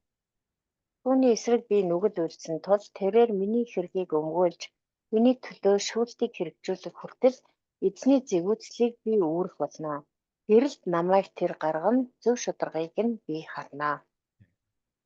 우리가 이 징계의 고난을 당할 때 그 원수 대적을 사탄을 이길 수 있는 이 비결은 우리가 범죄한 것을 인정하고 회개하는 것입니다. 하나님 앞에 회개하는 거예요. Бид нар гим нүгэл үлдснээсээ болоод бурхнаар шийтгүүлээд тэгээд тэр шийтгэлийн зовлон амсч байх үедээ тэр сатаныг тэр диаволыг эсэргүүцэж ялан дийлж чадах нууц нь юу вэ гэвэл ерөөсөө тэр үлдсэн гим нүглээ хүлээн зөвшөөр эзэн бурхныхаа өмнө гимших юм. 그렇게 회개할 때 내가 그 죄값으로 잠시 징계를 받고 있다. 당연한 것이다. 하나님 감사합니다. 이렇게 하라는 거예요. Эзний өмнө очоод гимшээд би ийм нүгэл үлдсэн учраас түүнийхээ одоо шанд ийм зовлон идэж байгаа. Энэ бол үнэхээр зохистой юм аа. Ийм шийтгэл бүртэх ёстой гэж хүлээн зөвшөөрнө гэсэн. 성경은 하나님의 징계받는 자가 오히려 복이 있다고 했습니다. Библиэд хэлэхдээ бурхнаар сахилгажуулагддаг хүн харин ч ерөөлтэй юм аа гэж хэлсэн. 하나님께서 그 징계 가운데 이렇게 나를 위해서 논쟁하신다는 거예요. 그 원수 마귀들, 사탄의 그런 어떤 정죄를 하나님이 다 막아주신다는 거예요.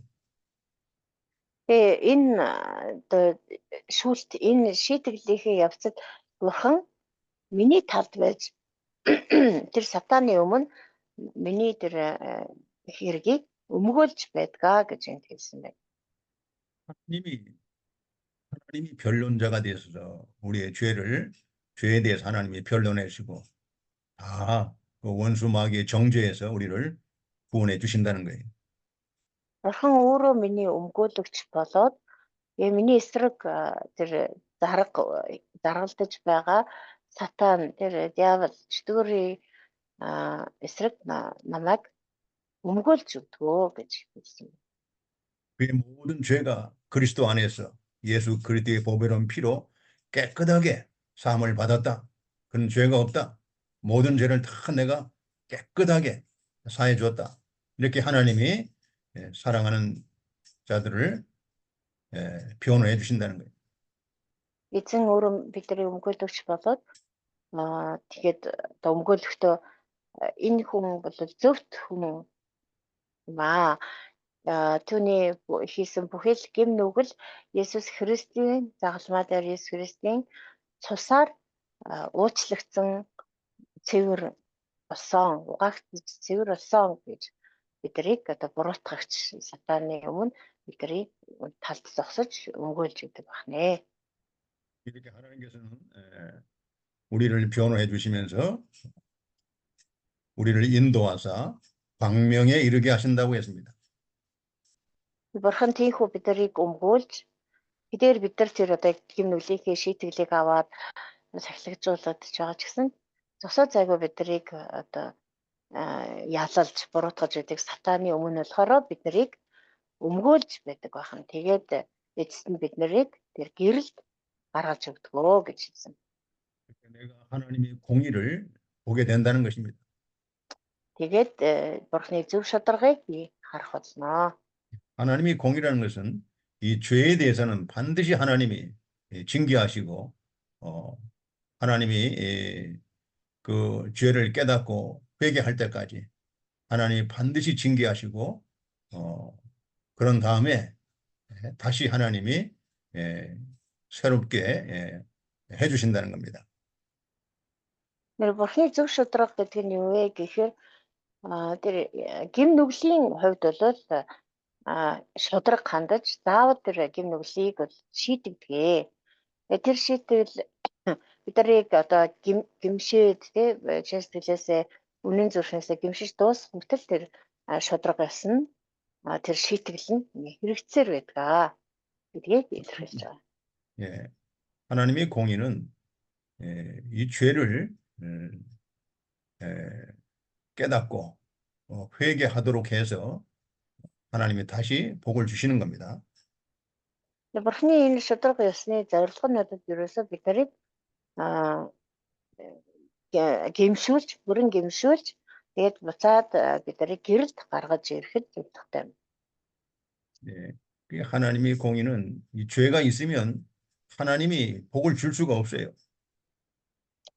Нэр Бурхны тэр шударга ёсны дагуу хэрвээ бидэнд гэм нүгэл байх юм бол Бурхан биднийг зөрөөж чадахгүй. 하나님이 축복할 수가 없습니다. Биднийг зөрөөж чадахгүй гэсэн. 그래서 하나님께서는 공의의 하나님께서는 그의 죄를 깨닫게 회개하기 위해서 징벌을 통해서 죄를 처리한 다음에 그가 회개하고 돌이키면 다시 하나님을 회복시켜 주는 겁니다. 이것이 하나님의 참된 공의입니다. Бурхны зөв шударга гэдэг бол ерөөсөө биднийг тэр гэм нүглээс ангижруулахын тулд бид нар одоо гэмийг маань гэмшүүлээд тэгээ гэмшсэний дараа биднийг буцаагаад босгож сэргээж өгөхийн тулд байдаг юм аа. 하나님의 공의가 이루어지는 것을 보고 그 대적들이 이것을 보고 부끄러워하리니 10절의 말씀이 그겁니다. За 10-р ишлэл нь болохоор ингэж Бурхны шударга зөв шударга нь ингэж ялан дэлхийг хараад дайснууд ичих болно. 나의 대적이 이것을 보고 부끄러워한다는 거예요. Бидний дайснууд үүнийг хараад ичих болно. 그는 전에 내게 말하기를 네 하나님 여호와가 어디 있느냐 하던 자라 그가 거리에 진흙같이 밟히리니 그것을 내가 보리로다 그래요. Дайсан минь харах болно. Чиний бурхан эзэн хаана байна гэж надад хэлсэн тул ичмөр түүнийг нөмрөх болно. Гудамжны шавхаа мэт гიშгдэх болно. Нүдмэн түүнийг нь бас харна. 하나님의 공의는 대적자들 하나님을 대적하거나 하나님의 백성을 대적하는 자들을 하나님은 반드시 심판해서 하나님이 이렇게 징벌한다는 거예요. 반드시 이들은 하나님의 심판으로 완전히 엎드러지는 겁니다.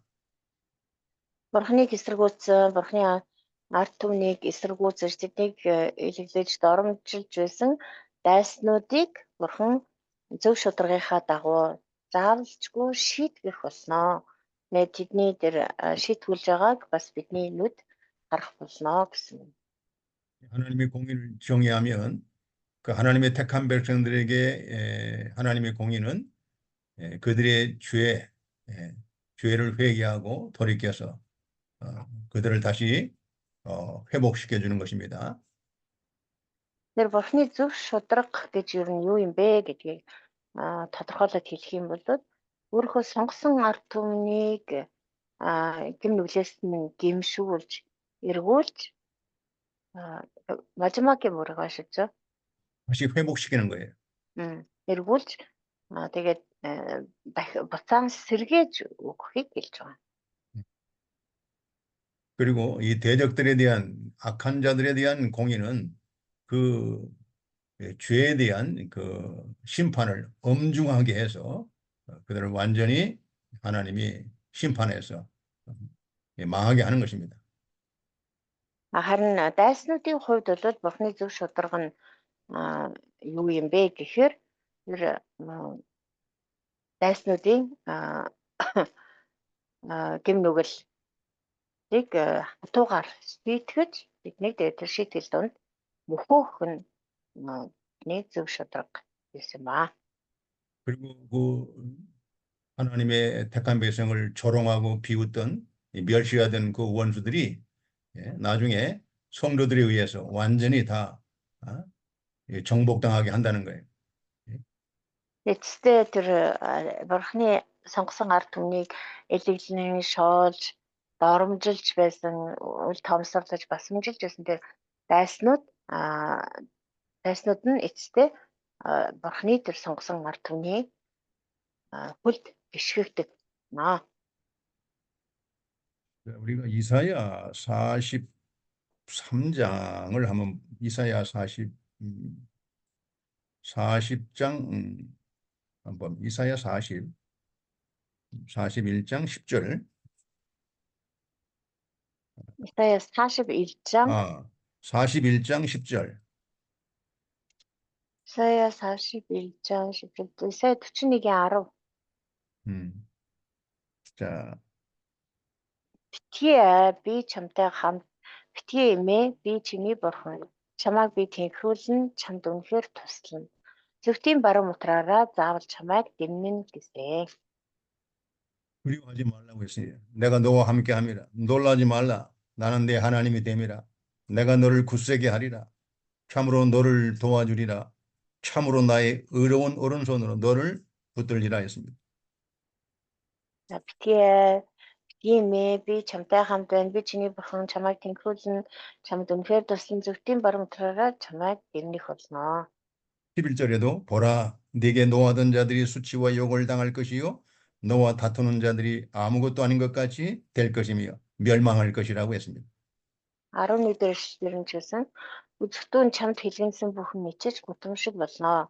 Чамтай маргалдагчид юу ч биш болж сүмнө гэсэн. 네가 12절에도 네가 찾아도 너와 싸우던 자들을 만나지 못할 것이요 너를 치는 자들은 아무것도 아닌 것 같고 허무한 것 같이 된다고 했습니다. 12-р чамтай тэмцэгсдгийг чи эргэж исолн чамтай дайдагчид юу ч биш болж үл тогтно. 13절에 이는 나 여호와 너희 하나님이 내 오른손을 붙들고 내게 이르기를 두려워하지 말라 내가 너를 도우리라 할 것임이라고 약속했습니다. 13 дээр нь учир нь баруун гараас чинь атгах би чиний бурхан эзэн мэлээ. Би чамд бүү би чамд туслана гэж хэлээ. 우리가 하나님의 능하신 손 아래에서 겸손하게 잘 고난을 받으면 때가 되면 하나님 우리를 높이셔서 원수들을 다 물리치게 한다는 거예요.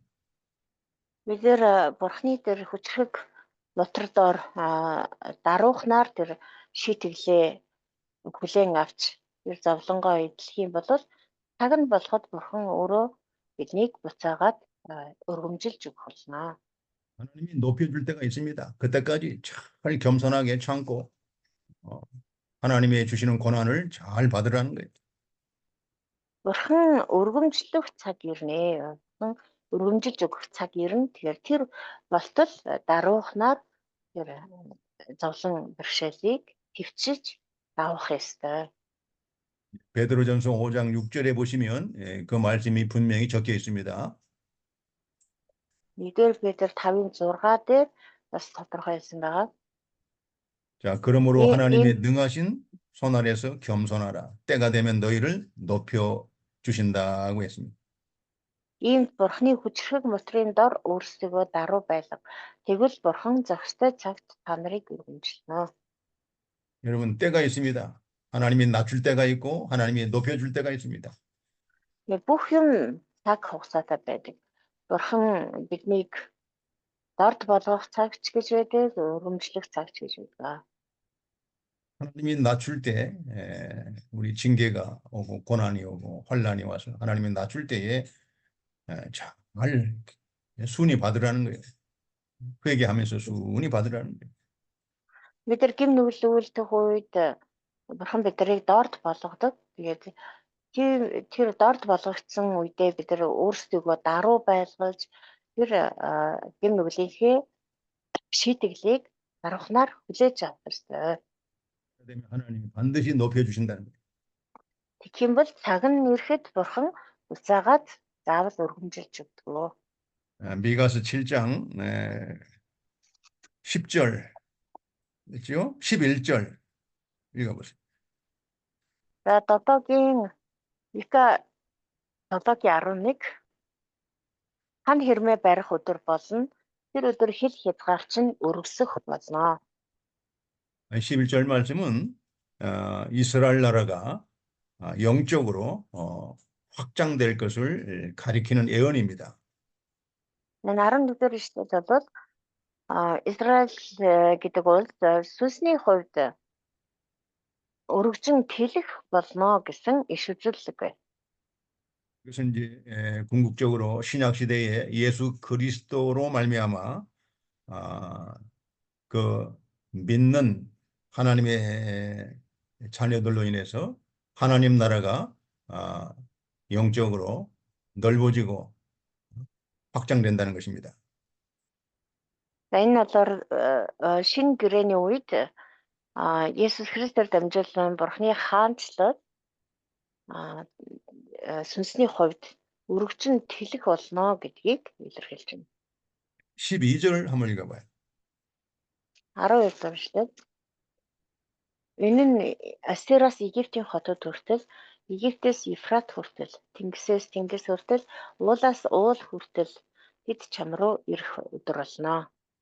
이 신약 시대 이 구절은 신약 시대에 예수 그리스도로 말미암아 세계적으로 복음이 전파되어서 하나님의 구원에 참여하는 하나님의 자녀들이 많이 일어날 것을 예언하고 있습니다. За энэ ишлэлч гэсэн шинэ гэрээний үед Есүс Христээр дамжуулан Бурхны хаанчлалын тэр сайн мэдээ дэлхийн өнцөг улам бүрт хүрч тэгээд тэр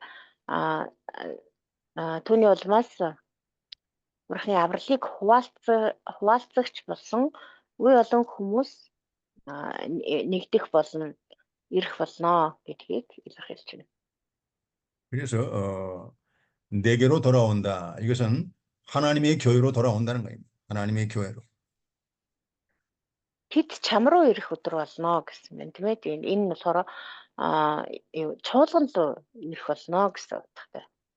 그러니까 하나님께 돌아오게 한다는 거죠. Бурхан ингэж буцааж ирүүлэх болно. 자, 아수르, 애굽 성읍들, 또 애굽의 강, 이 바다, 저 바다, 이 산, 저 산, 이것은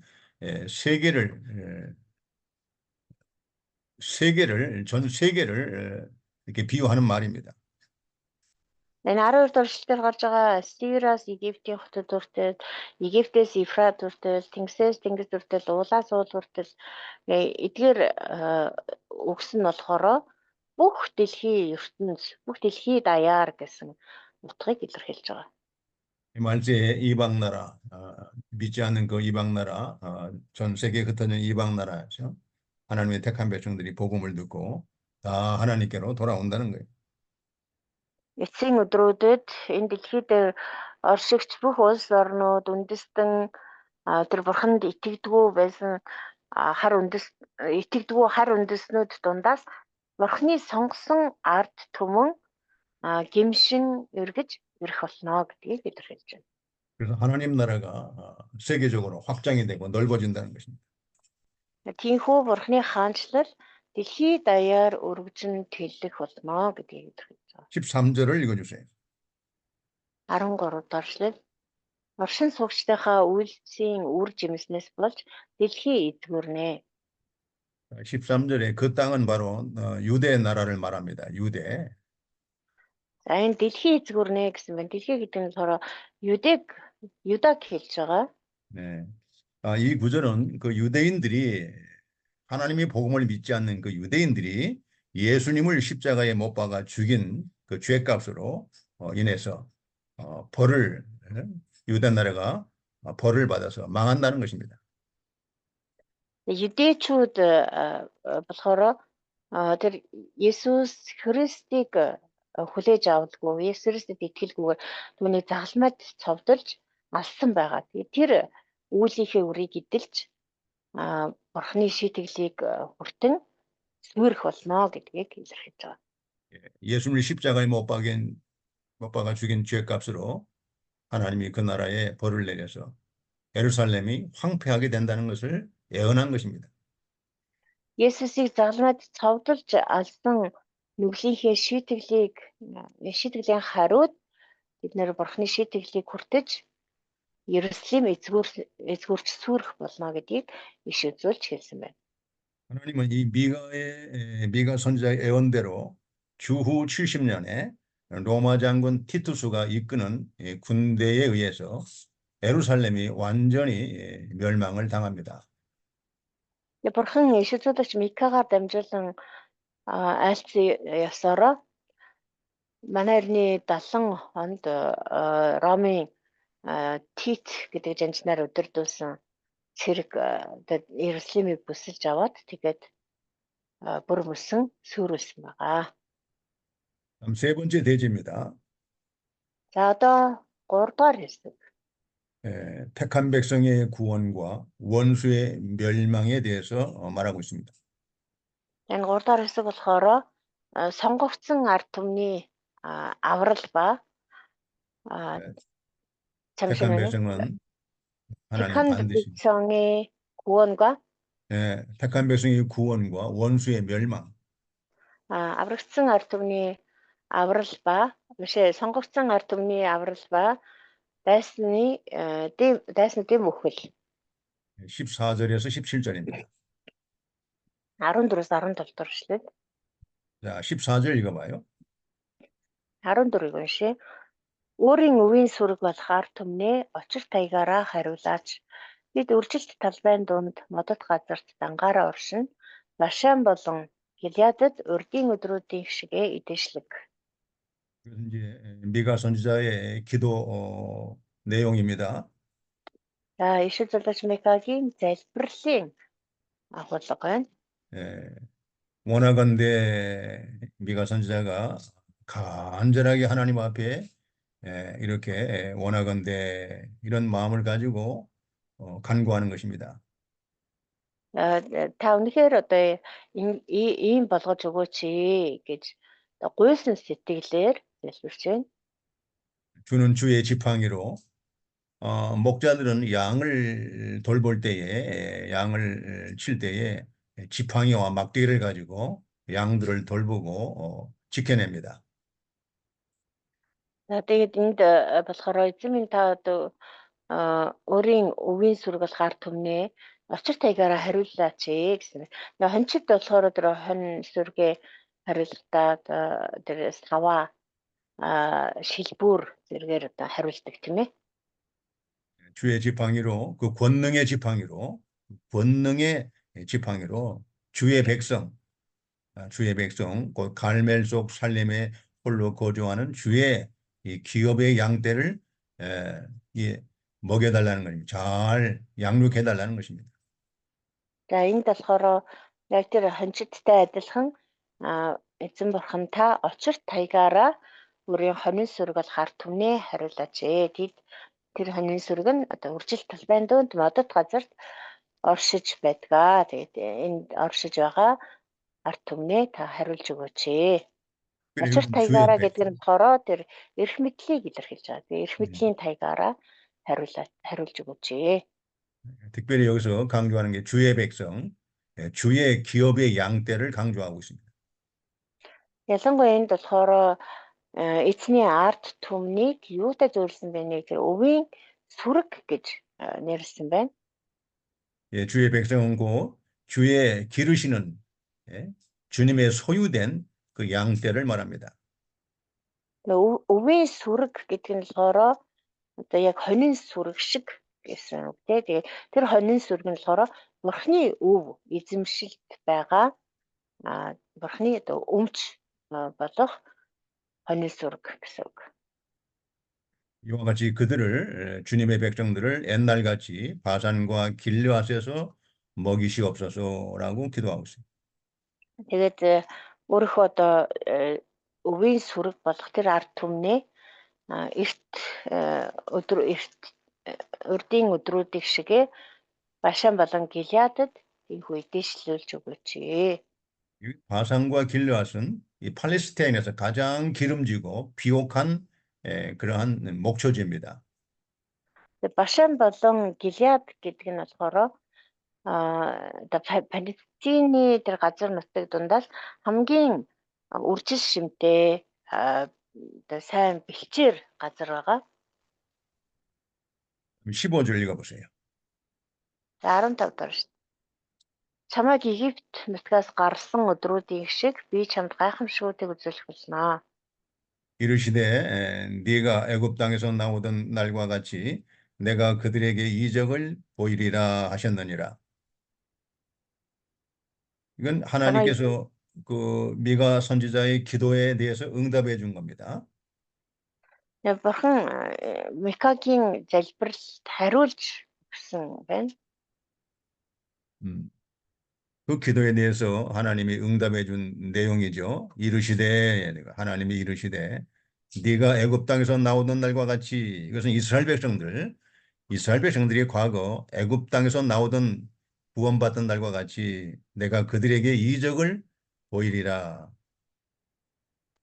Тэгээ 15 дахь ишлэл болохоор ингээд нөгөө хашлтан дотор байгаа ч тийм хүн яг хин нэгний хэлтэн үг шиг ингээд хашлтан хийсэн байна. Энэ нь болохоор нэгсэндээ бурхан тэр Микагийн одоо гуйсан залбиралд хариултна гэсэн. Мика одоо ингэж хонин сүргээ инхүү та хариулж идээшлүүлж өгөөч гэсэн 15 дахь ишлэлээр бурхан ингэж хариулж байгаа. Чамайг Египт нутгаас гарсан өдрүүдийг шиг би чамд гайхамшгуудыг үзүүлэх болно гэж хариулж байна. 이스라엘 백성이 애굽 땅에서 바로선에서 나올 때 마지막 재앙, 그 마지막 재앙이 뭐였어요? Египтийн боолчлоос Израилийг чөлөөлөхдөө бурхан тэр 10 гамшигыг буулгасан байгаа тийм 10 дахь гамшиг нь юу байсан бэлээ? 애굽의 모든 장자들을 다 하룻밤에 다 죽였습니다. Египт дэх бүх уугнуудыг тэр шин өхүүлсэн байгаа шүү дээ. 또 애굽의 모든 가축의 초태생, 처음 난 것을 다 죽였습니다. Зөвхөн одоо хүн одоо ууган хүү төдийгүй үхэл тэр мал амьтны хүртэл ууган төлөвүүдийг өхүүлсэн. 자, 이 권능으로 말미암아 애굽이 무조건 하나님 앞에 항복을 하고 이스라엘 백성을 하나님의 말씀대로 다 해방시켜 준 겁니다. 나가라고. Тэгээ хамгийн сүүлд одоо бурхны тэр амьсгалтай эрх мэдлийг харсныхаа дараа л Египтчүүд бүгд одоо бууж өгч тэгээд Израилийг бурхны хүслийн дагуу шололж явуулсан. 홍해바다를 건널 때도 하나님이 마른 땅같이 홍해바다를 갈라서 마른 땅같이 이렇게 통과할 수 있도록 이렇게 구원해 주신 겁니다.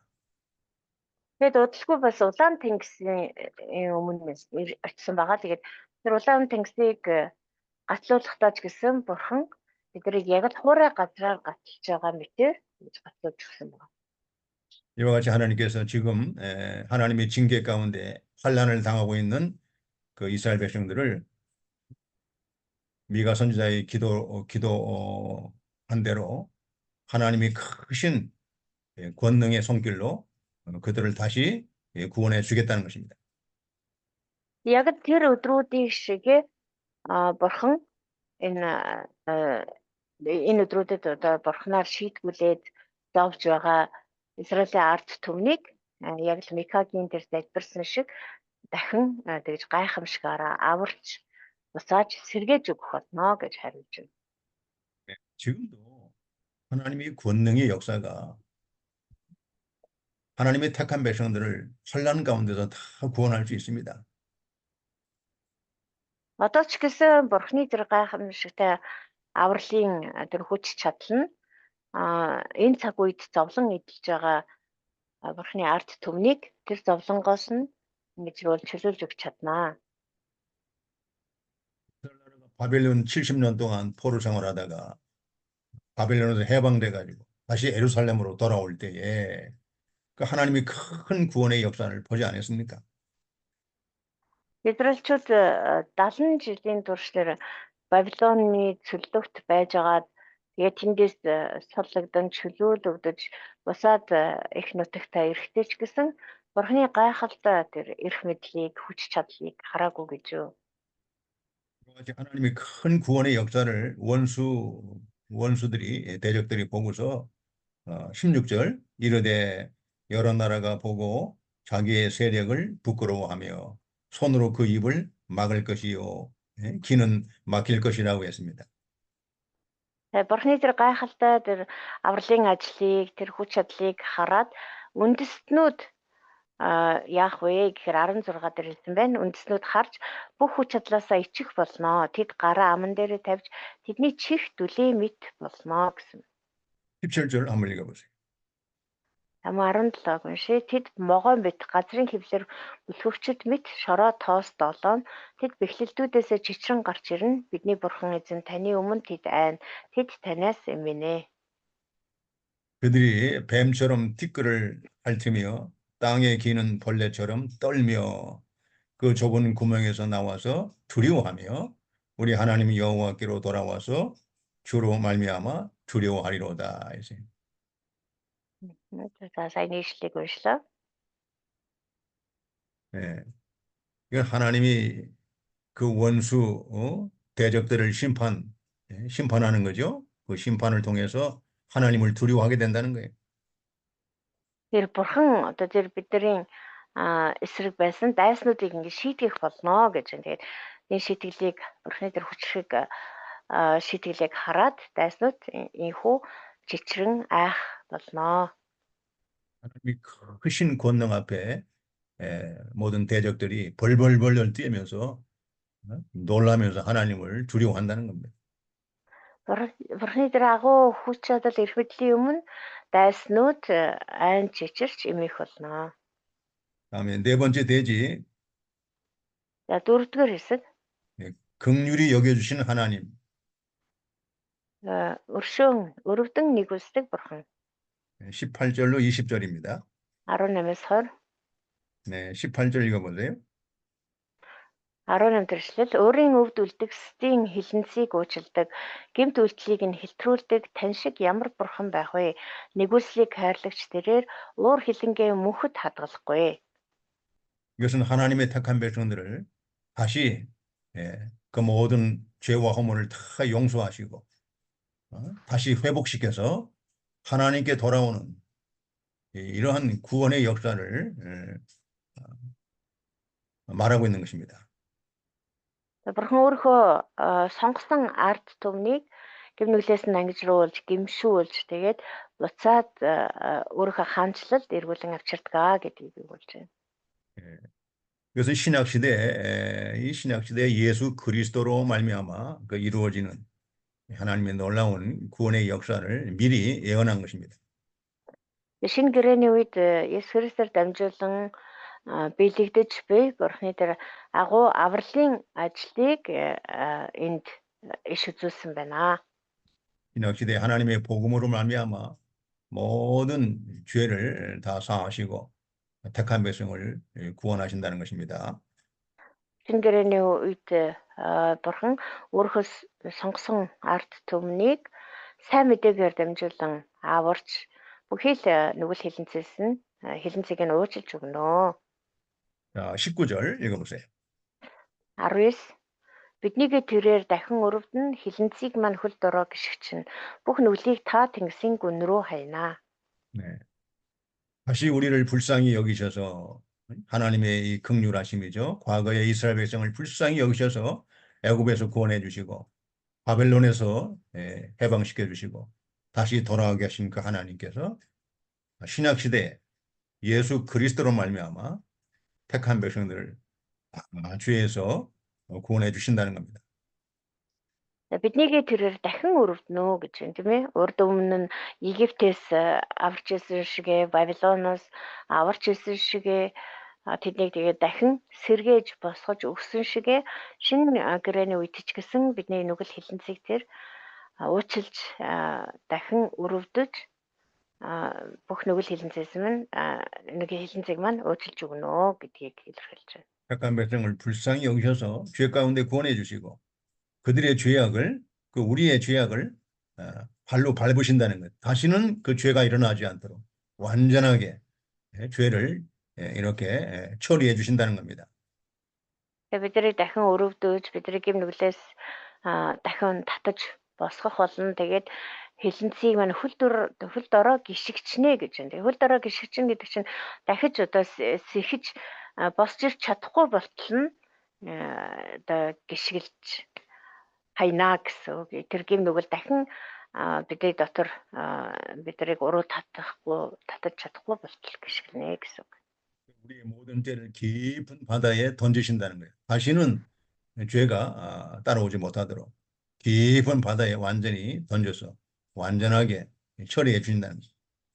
Бас бүх нүглийг та тэнгисийн гүн рүү хайнаа гэсэн байна. Тэгээд энд ч гэсэн адилхан тэр гэм нүгэл дахиад бидрийг одоо дагаж тийм ээ бид нараа дахин гэм нүгэл үлдэж чадахгүй болтол тэнгисийн гүн рүү хайж нэг мөсөн үгүй хийнэ гэсэн үг. 20절 한번 읽어보세요. За 20 дугаар ишлэл. Эхний өдрүүдээс өвгдөд минь тангаралсан итгэмжит чанараа та Яаковт нэгүүлсийг Авраам зорхно. 네. 20절의 말씀은 주께서 옛적에 우리 조상들에게 맹세하신 대로 바로 아브라함과 이삭과 야곱에게 맹세하신 대로 하나님의 택한 백성들에게 성실을 베푸시며 아브라함에게 인애를 더하신다고 하셨습니다. Эртний өдрүүдэд өвгдөд минь тангаруулсан гэж байна. Тэгээ энэ өвгөд гэдэг маань мэдээж Авраам, Исаак, Яаковт тангаруулсан тэр одоо андгаа тангаргыг хэлж байна. Тэгээд юу гэж тангаруулсан бэ гэхээр итгэмжит байна. Би чамайг нэгүүлсэх болно гэсэн тэр андгаа тангаргаа сахисаар байх болно гэдгийг хэлж байна. 하나님의 구원은 아브라함과 이삭과 야곱 하신 그 언약대로 택한 백성을 그 언약대로 하나님이 반드시 불쌍히 여기시고 인애를 베푸셔서 택한 백성을 반드시 구원하신다는 거예요. Тэр бурхны тангарах гэдэг нь бол Авраам, Исаак, Яаковт амласан тэр амлалтынхаа дагуу бурхан өөрийнхөө тэр сонгосон ард түмнийг бол заавал итгэмжтэйгээр нэгүслээрээ заашгүй аварч өгөх болно гэсэн тийм амлалт андгаа тангараг. 자, 이상으로 미가서를 오늘 강의를 이제 마치고요. 다음 시간에는 이제 나움을 이제 공부하겠습니다. За ингээд Мика ном маань өнөөдрийн хичээлээр ингээд өндөрлөж Мика ном нь дуусч байна. За дараагийн хичээлээс эхлээд бид Нахум номыг үзэхэлнэ. 기도하겠습니다. 네, 감사합니다. 통가 사모님 그동안 수고 많았습니다. 감사합니다. 네. 그리고 다음 주는 월요일 날 우리 이제 교단 산기도 때문에 강의가 없고 다음 주 24일 날 금요일 날 이제 제가 강의합니다. За тэгэд дараагийн 7 хоногт болохоор 9 пастор болохоор нөгөө уулын залбиралтай гинэ. Тийм болохоор дараагийн нэгд өдрийн үдээс хойш хичээл байхгүй юм шиг байна. Тэгээ тэр хичээлээ 24-ний 5 дахь өдөр нөхөж орох юм байна. 다음 주 금요일 날입니다. дараагийн 5 дахь өдөр үлзье. 네, 기도해 주시기 바랍니다. 수고하셨습니다. 네, 감사합니다. 네, 안녕히 계세요. 자, баяртай.